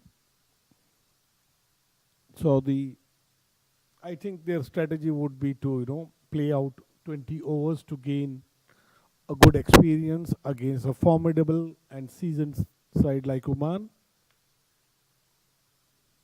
That will help them immensely. That would be an achievement for them if they play out these 20 overs. Already 5 down, 15 more overs to go now. It is Samira Khan who's going to be bowling from the near end. I was mighty impressed with her yesterday. A little bit of late outward movement is what she extracts.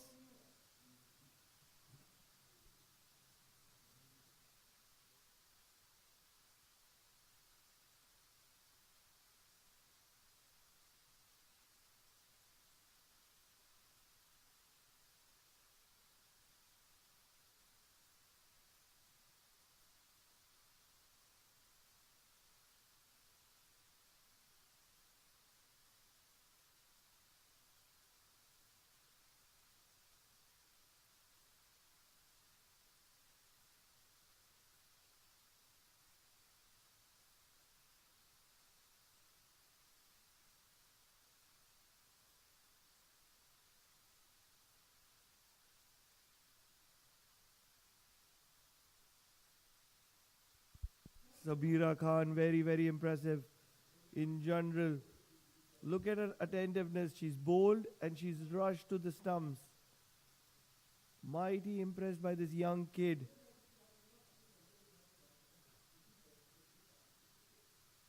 This is the first time I've seen her around in the women's cricket.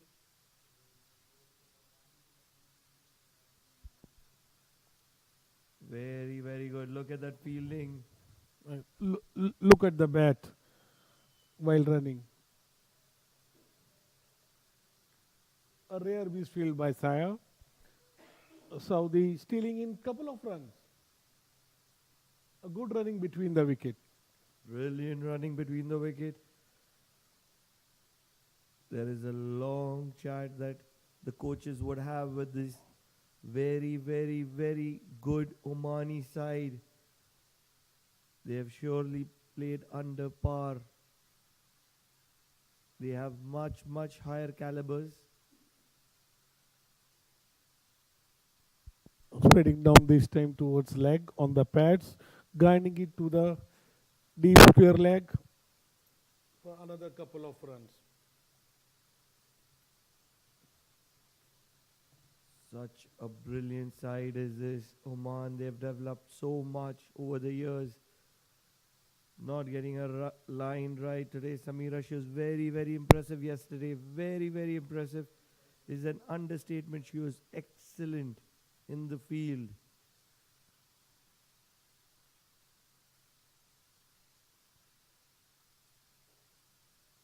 Yesterday the rhythm was right for Samira. Today she's trying to make the ball reach to the other end. Extremely talented is what Samira is, and she'll only get better with time.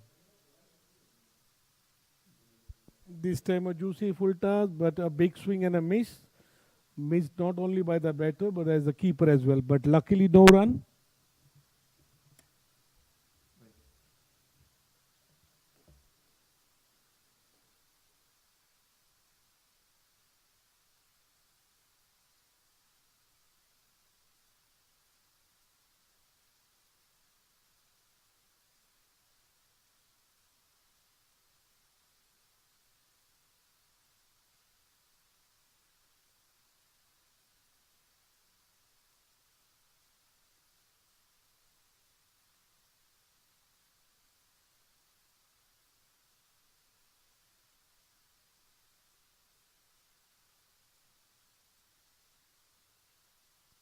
For a change in the com box, welcoming Shoaib. Thank you, Suresh. 6 overs gone, 34 for 2.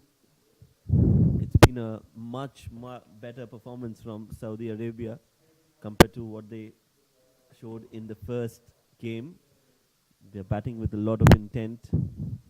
Certainly Shoaib. This is how the learning goes. They are much improved side, looking improved side, commitment wise and their intention wise. And that's how yesterday they could hardly manage 30 odd runs and they lost all 10 wickets. And that's what they learned from the yesterday match.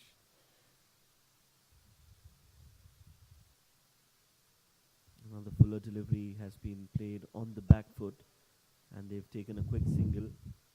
Not out, says the umpire, and rightly so, as Sayyeda made it in time. And another drastic change I saw between yesterday and today for Saudi team is the running between the wickets. Yesterday they were stuck. They were trying to look out for boundaries. Today they keep rotating the strike and having good running between the wickets.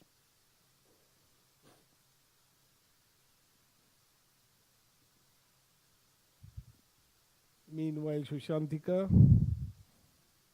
continuing from the far end. Saida Rida on strike. Change of sides from Sushantika. Comes around the wicket, bowls it down the leg side, will be called a wide. So one more run added to the total of Saudi Arabia. They move on to 35 for 2. Required run rate is 14.81, which definitely looks very difficult. So that's played up in the air. will land safely, doesn't clear the 30-yard circle. That'll be a dot ball. They haven't gone for a run as well. We've been told that Saudi Arabia was just a recently formed team, 3 to 4 months back. They just got less practice. Oh, that's clean bowled. Playing across the line, Sayyeda. It was a fuller delivery. She waited on the back foot and wanted to pull it. It was never a ball to be pulled. And that's the end for Sayyeda. Sushantika gets another wicket. So Saudi 3 wickets down, 36.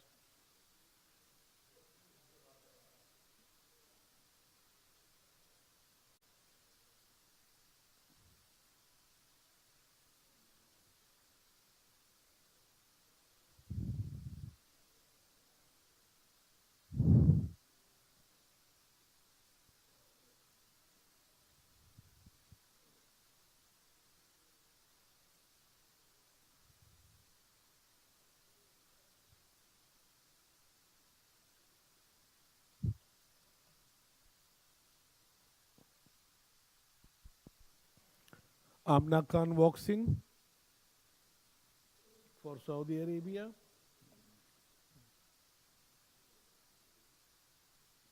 As you mentioned, Shoaib, yes, they are very new side, Saudi Arabia, and long way to go for them. But this is how you learn, playing competitive matches. And as we were just discussing at the first off also, they should have more frequent bilateral series friendly matches to improve and have the feel of a match, improve their skill set. Oh, yes. That's been pulled in the gap. Chase for the fielders. And they'll just be settling for one. So these players are new and they've just got very less time to practice. With time, they'll improve. They'll learn the tricks of the trade. No infrastructure is still coming up in Saudi Arabia. And with that, everything is going to get just better from here on. Hopefully, this is a good sign for Saudi Arabia and for cricket overall. Certainly, Shoaib, agree with you. This is how you build. This is how Oman started, in fact, 10 years back. And look at where Oman has reached. You have the infrastructure in place, you provide facilities to these players, and I'm sure nobody can stop Saudi as well, because the commitment I have seen, the energy they are showing on the field, they truly love this game. I won't be surprised in down the line in under 5 to 7 years, we will see a stronger Saudi Arabia, giving tough competition to rest of the GCC countries, including UAE and Oman. This time a big swing and a miss, trying to rack it through the mid wickets, but not able to connect. Amna Khan on the strike. Samira Khan bowling. That's a good ball. Very good ball. Very close to that off stump. And that's good from Oman. They're trying to target the stumps. That's how you'll be able to get wickets. Because currently Saudi Arabian batters are not so comfortable playing it straight down the ground.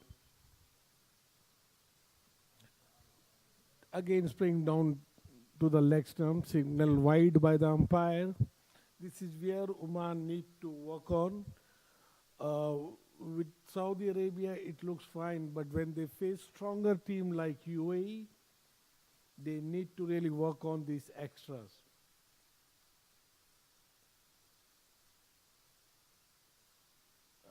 This time it's too close. Yes, it was going right to the middle stump, and umpire didn't have any hesitation to give it leg before wicket.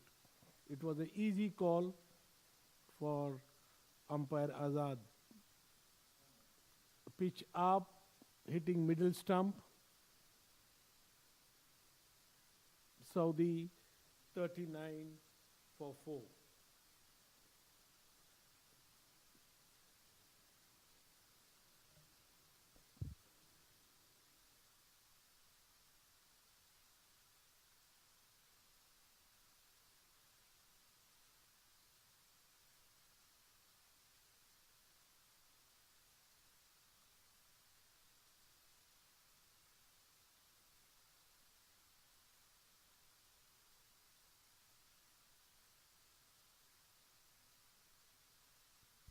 For our viewers who joined us late, Oman batted first, scored 234.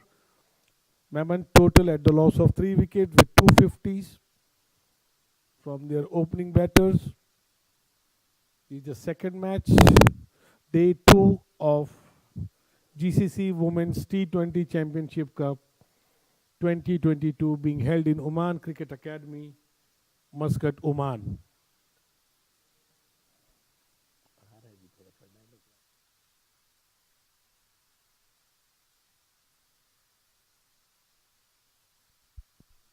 Played on the front foot, yes, no, and then will stay there. Saudi Arabia. Now the priority has to be playing those 20 overs. This is what I have been discussing with Pranav, because it's a good opportunity for them to face a quality bowlers like Oman. They have a good bowling attack, and if they play 20, I am sure they will have an immense learning from these 20 overs. Yes, and there's nothing better than match practice, where you're playing and getting exposure, learning.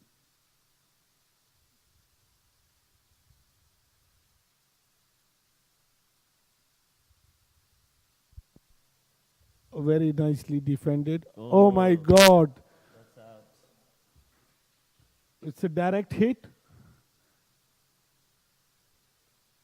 And Myra Khan unfortunately falls short of her crease.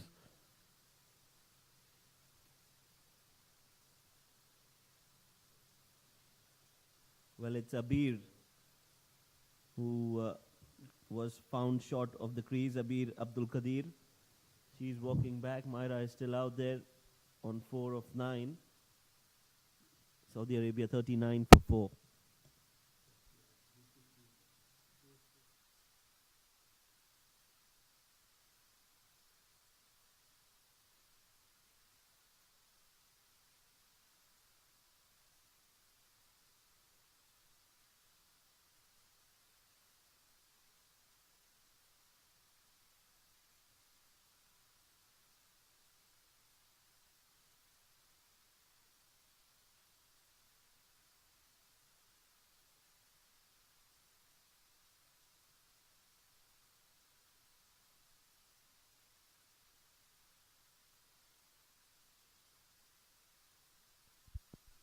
Ruba Sardar Rashid Gohar, a wicketkeeper of Saudi Arabia, walks in.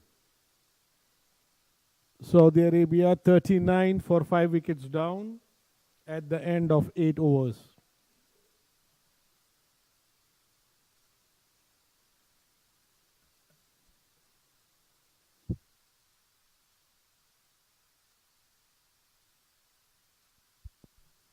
For Oman, there is a bowling change.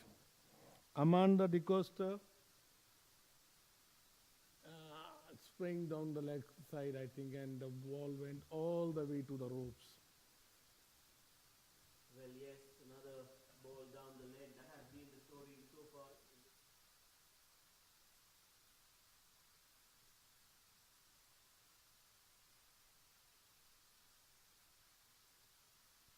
Simply signaling the batter to not run in the danger area.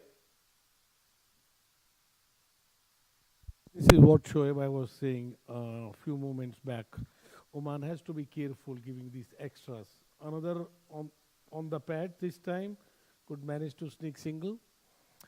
This seems to be okay against Saudi Arabia, having scored 234 batting first. But when it comes to close matches with stronger teams like UAE, this could be challenging for Oman.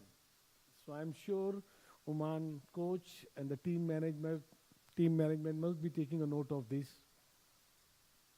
Yes, what this tournament is doing is it's also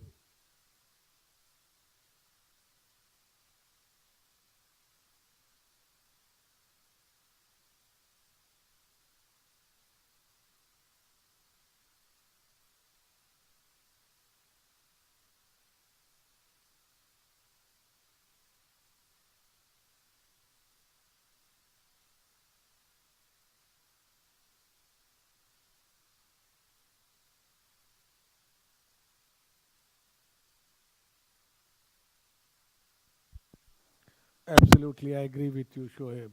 And that's why, like, these days, the cricket is so competitive. You have seen very often a new bowler comes, he takes a lot of wickets, and after a year or two, like, he fade out from the scene. The best example I could remember and recollect is Narendra Hirwani. If I remember correctly, he took how many wickets in his first test? In one innings, I think 10 Yes. approximately, something So like that. yeah, it was a double digit. This time round the leg. Coming back to the action.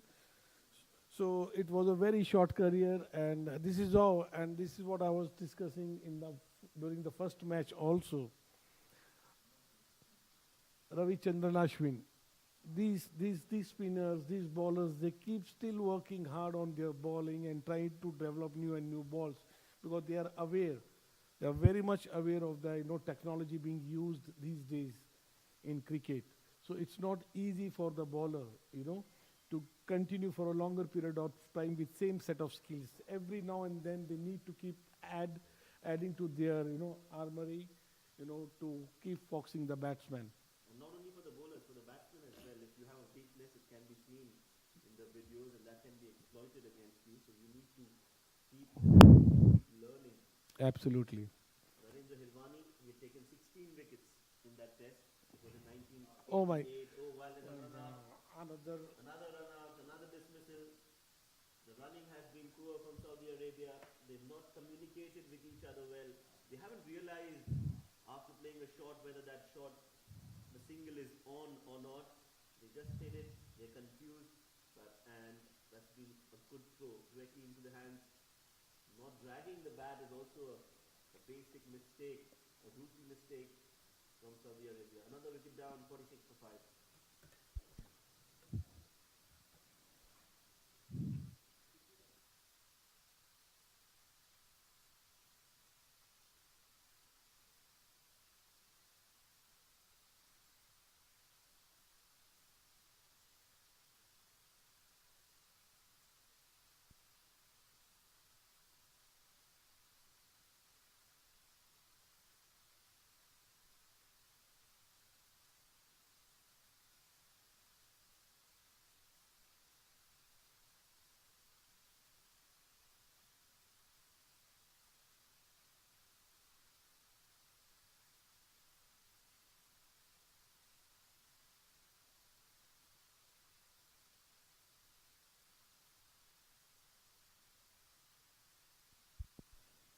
At this moment, Oman is comfortably placed.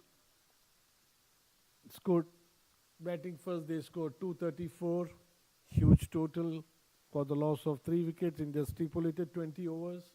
In reply, Saudi Arabia at 46 for 6 wickets down in 9 overs. I've been checking this. This is something very interesting, Shoaib, I would like to highlight. So far, Oman has bowled 9 overs and have given 16 wides and one no ball. An area of concern, an area of improvement for Oman. Major improvement needed, and especially now Oman will be competing against a lot more competitive and stronger sides. So the roadmap is clear.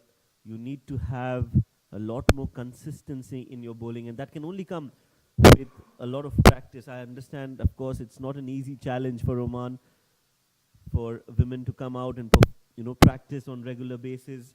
But I'm sure Oman cricket is going in the right direction, and it's just a matter of time that we see a Harmanpreet Kaur or a Mithali Raj coming in from the Omani cricket. Right, inshallah. And meanwhile, we see a bowling change as well from Omani side. Kashishdeep, J1 being brought into the attack.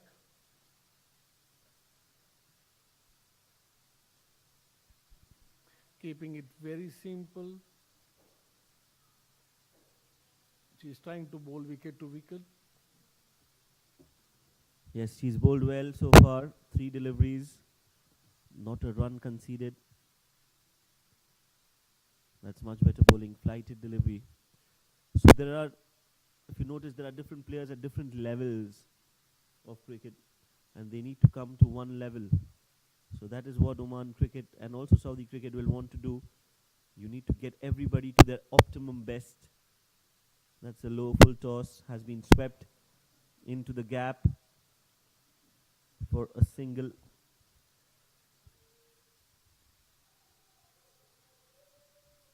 So the grassroots level development is needed for Saudi, and I'm sure that's going to come up in the next few years.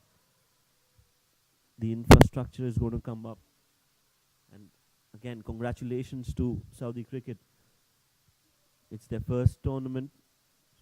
The women side are here to put out a statement. Clean bowled. Jayavant has been rewarded for her bowling efforts. In fact, it's Kashish, yes, who's taken that wicket. Has been bowling really well. This time on the stumps and completely beaten.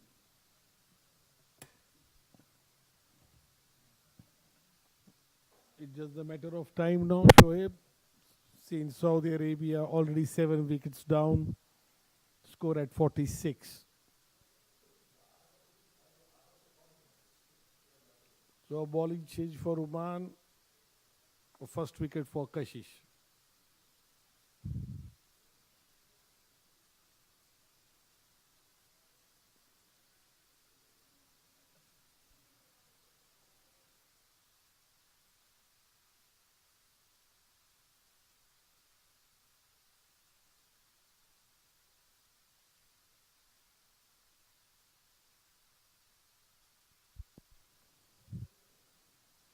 Amanda coming into attack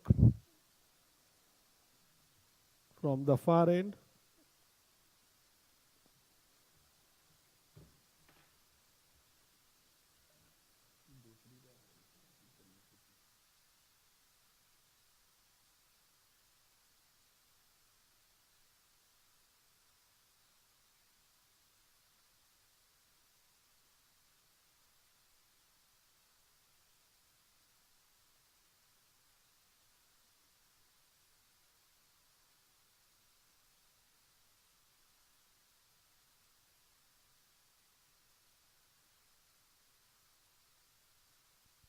Myra still holding the one end for Saudi Arabia.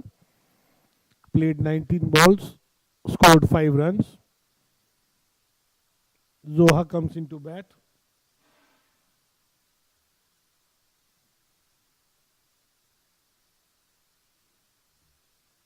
Amanda to continue her second over of the spell. Myra Khan, well, she's got some temperament.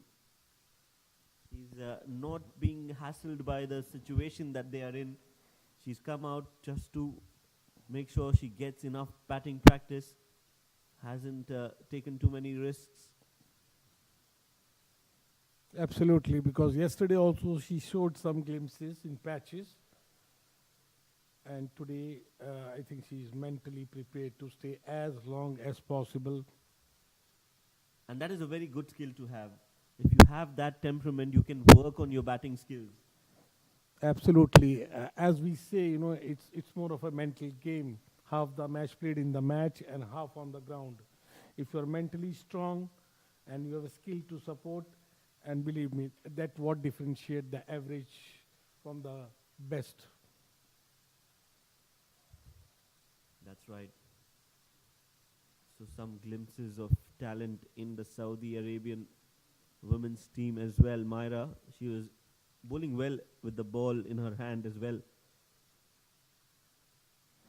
A good potential future all-rounder for Saudi Arabia, looks like. That's right. She's playing a test match.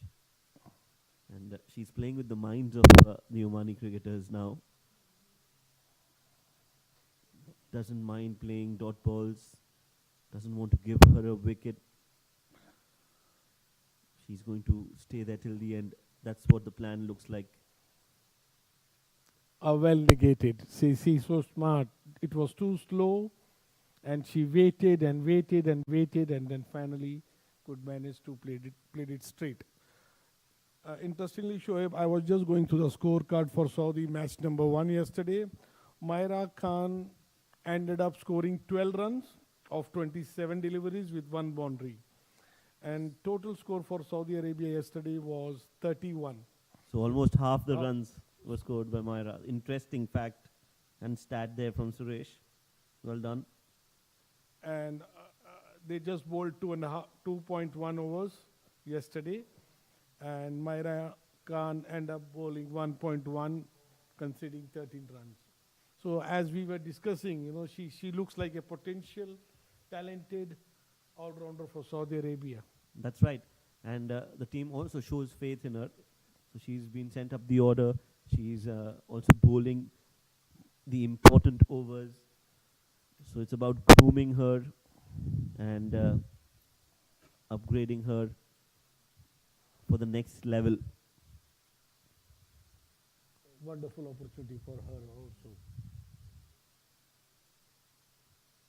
Kashish Jayamant in the meanwhile continuing. That's her second over. She's taken one wicket and given only one run. Low full toss. So this time they've come with a plan, I think, of not giving away their wickets. In the previous game, they were trying too much. Of course, it was the first game, streaming online, international T20 game. So that definitely was an overwhelming factor. But now the nerves have calmed down. Absolutely, certainly the nerves have settled down. Not only with Saudi, the similar thing we saw in the first match of the day today, Bahrain. They started very well yesterday for the first 5 overs of their inning and then slowly lost their way. Again, the nerves played. But today we saw a totally different Bahrain side. They were almost there today, falling just short of 4 runs to beat a well-experienced side like Qatar. Oh yes, that was the pressure. Again, in the end, the pressure took over Bahrain. Meanwhile, it's end of the over, 12 overs gone, 47 for 7. So there was pressure on Bahrainis to chase that total down. In the end, they fell short by a few runs. They started very well. They're both the batters, openers. They scored 43 each. 85 was the partnership, so Yeah, the yes. platform was set, but again at the end, a credit to Qatari bowlers also. They bowled to the good line for, especially for the last 2 to 3 overs, giving hardly any runs. Another front foot defense from Myra. She seems to be playing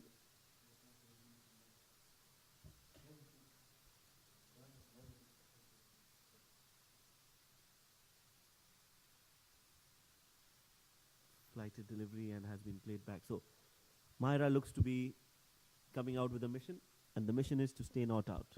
And play full quota of 20 overs.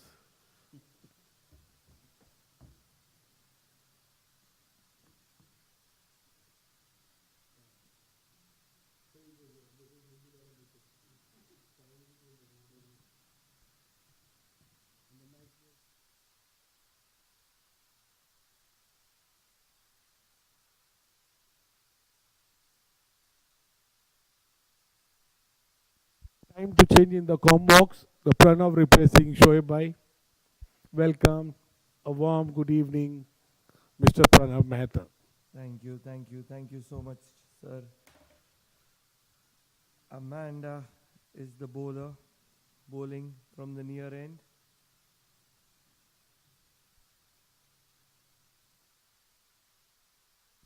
That was a catching opportunity. The short cover was just placed in for the same. That was in the arc of Myra, not able to time it too well. Was an opportunity.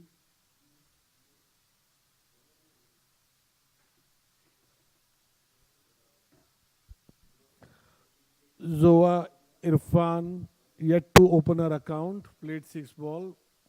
And Myra Khan still holding one end at 5 of 31 deliveries.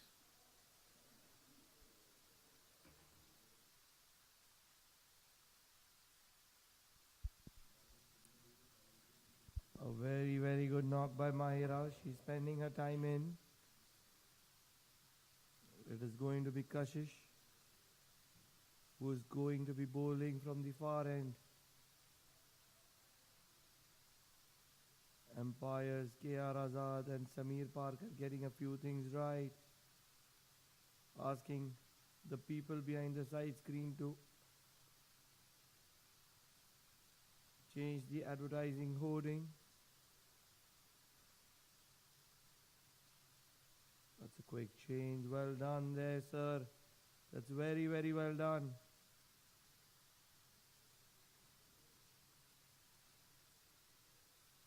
Kashish is going to be bowling from the far end.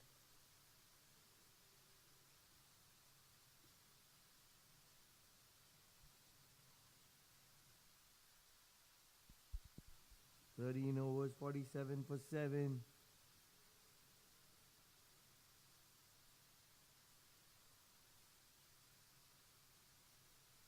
Lighting it is Kashish. Needs to keep it straighter. Make Zoha play as many balls as possible. You're absolutely right, Pranav, and that's what she has been doing, Kashish.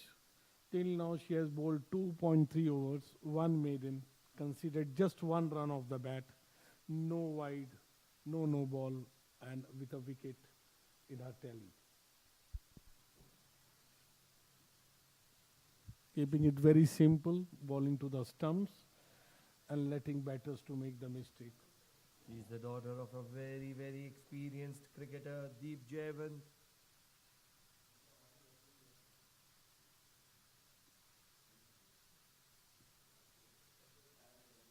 Kashish trying to pick another wicket here. But for that, she will need to get through the defenses of Zoha Irfan, it is.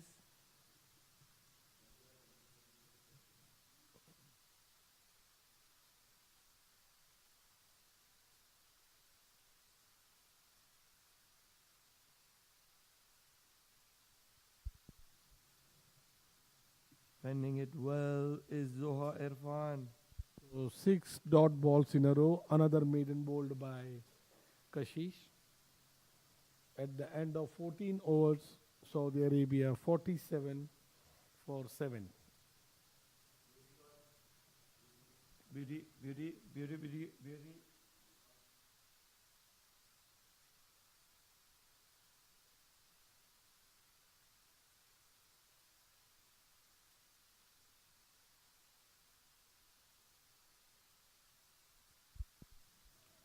Spending some highly valuable time in the center. Not often.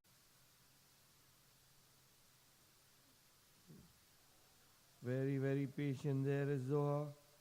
Just coming in line of the ball and fending the ball away. A few words from the wicketkeeper as well. A superb temperament shown by these two batters. Zoha and Mahera Khan, they are sticking to their plan of playing the whole quota of 20 overs. It is so essential there, Suresh. This is so very important.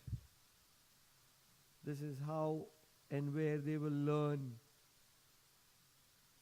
No matter how many hours you spend in the nets, you have to get to the middle of the ground to learn and understand the requirements. And this is much, much needed and valuable time that they are getting.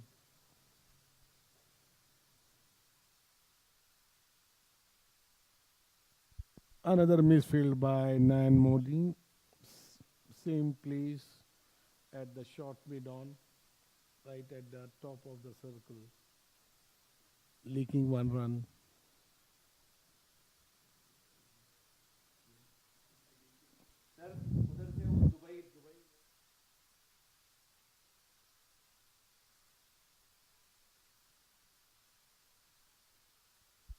It is Zafida who is bowling. Wide, trying to construct something new. She's bowling well.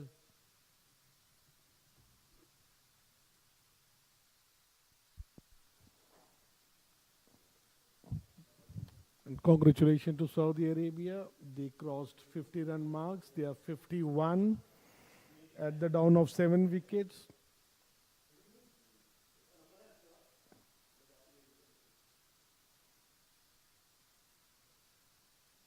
On the pads, trying to guide it for a single, but straight to the fielder this time. No run.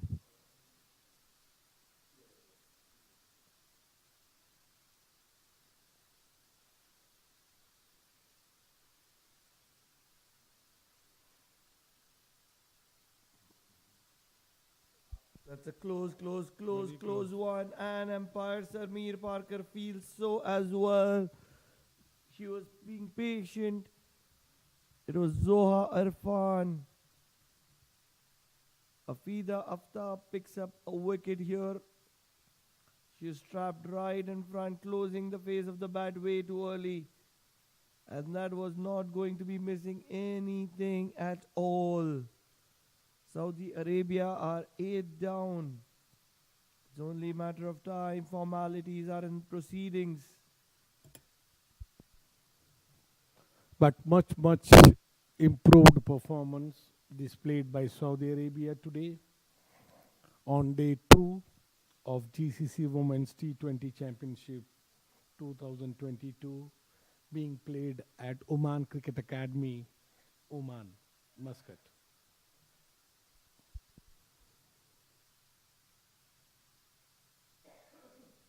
It will be Mahnoor.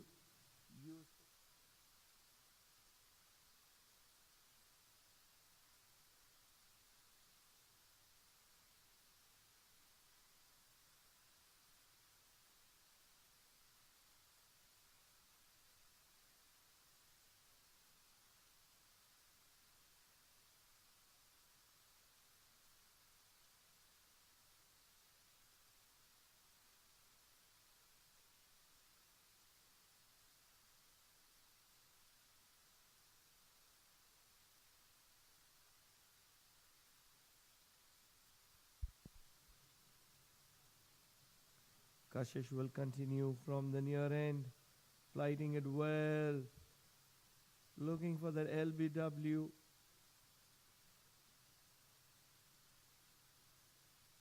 Keeping it slow and tight.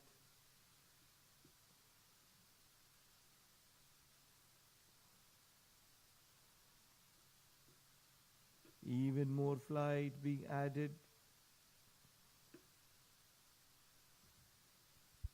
A good control shown by Kashi. It's not easy, Pranav, to give so much of flight to the ball, and at the same time, she's also maintaining the line also. And see, she's rewarded for second wicket. That's the benefit of bowling stump to stump.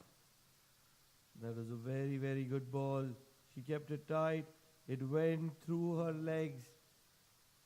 The slightest of gaps between the legs of Mahana. Finally, Myra departing. Beg your pardon. Finally, Myra lost her patience. Couldn't connect, the ball going through her legs, and she's bowled by Kashish. Scored 7 runs. But a marathon inning comes to an end. She played 39 balls, scored 7 runs. Well played, Myra. What wonderful figures is it for Kashish Jayawant? 1 run, 2 wickets, 3.3 overs. She does have an opportunity to pick up her third. She'll have 3 balls to do so. It is the number 11 Imar.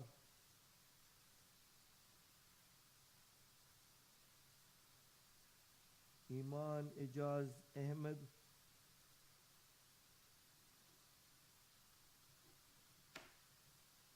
She will have to make sure that she spends in some time.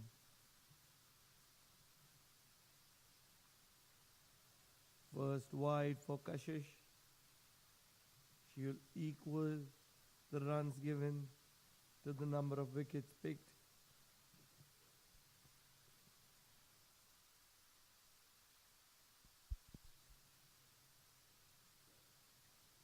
Iman is looking to play some shots.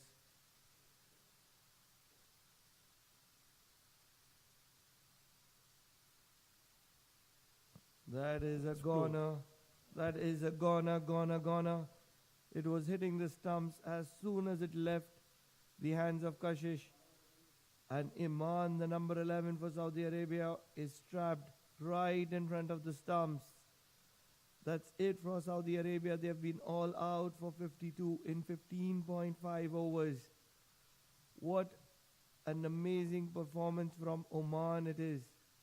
Umpire K.R. Azad judging her leg before wicket. It was plumb. It was right in the middle of the stump. But on the other side, Pranav, a congratulations to Saudi Arabia. A marked improvement from their yesterday's match, and they showed some zeal and some strength to stay and scored 52 runs today for the fall of 10 wickets. Handshakes all around. Spirit of cricket is what we talk about. It is important to appreciate and respect your opponents. Fight hard in the ground, respect them, is what the umpires being appreciated for their work as well. They've been spot on throughout the match. Very, very good. It is K.R. Azad and Samir Parker. In the background, you can see the UAE team warming up.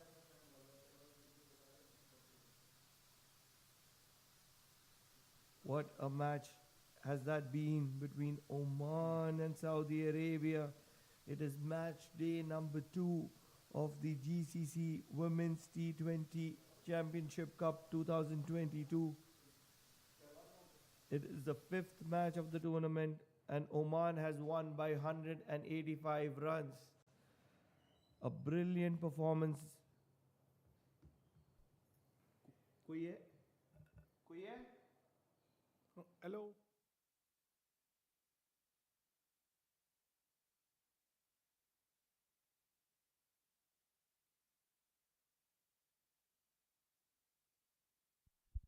Oman have won the match by 185 runs, a crucial add-on to their net run rate. It was the new captain, Fiza Javed. It was a debut opportunity to captain this very, very talented and experienced Oman side.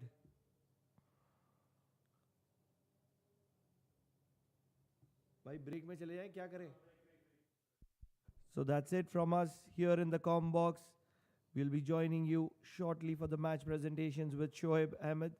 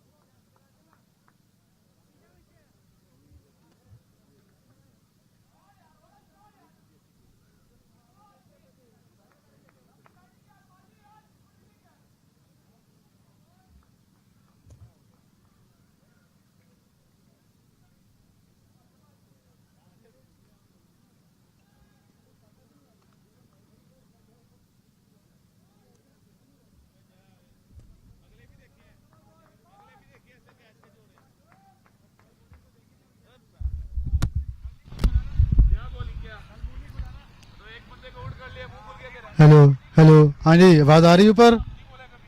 Hello hello, Mukesh भाई audio आ रही है?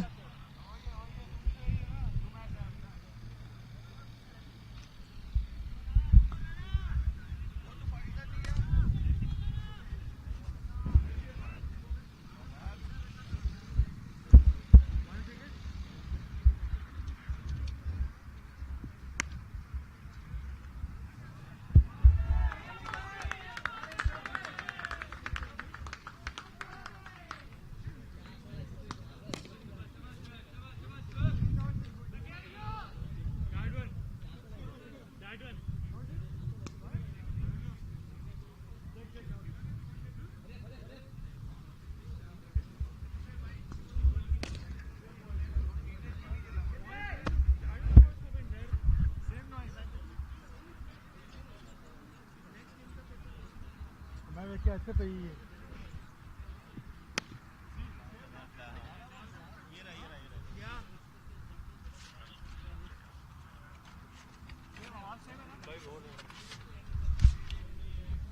हाँ जी, की कह रहे हो? P कह रहे हो, मैं कह रहा हूँ साउंड चेक करा दो। हाँ जी हाँ जी, hello hello hello hello hello hello hello hello, check mic check, hello hello hello, okay, hello hello बोल रहा हूँ, उसमें आवाज़ आ रही है?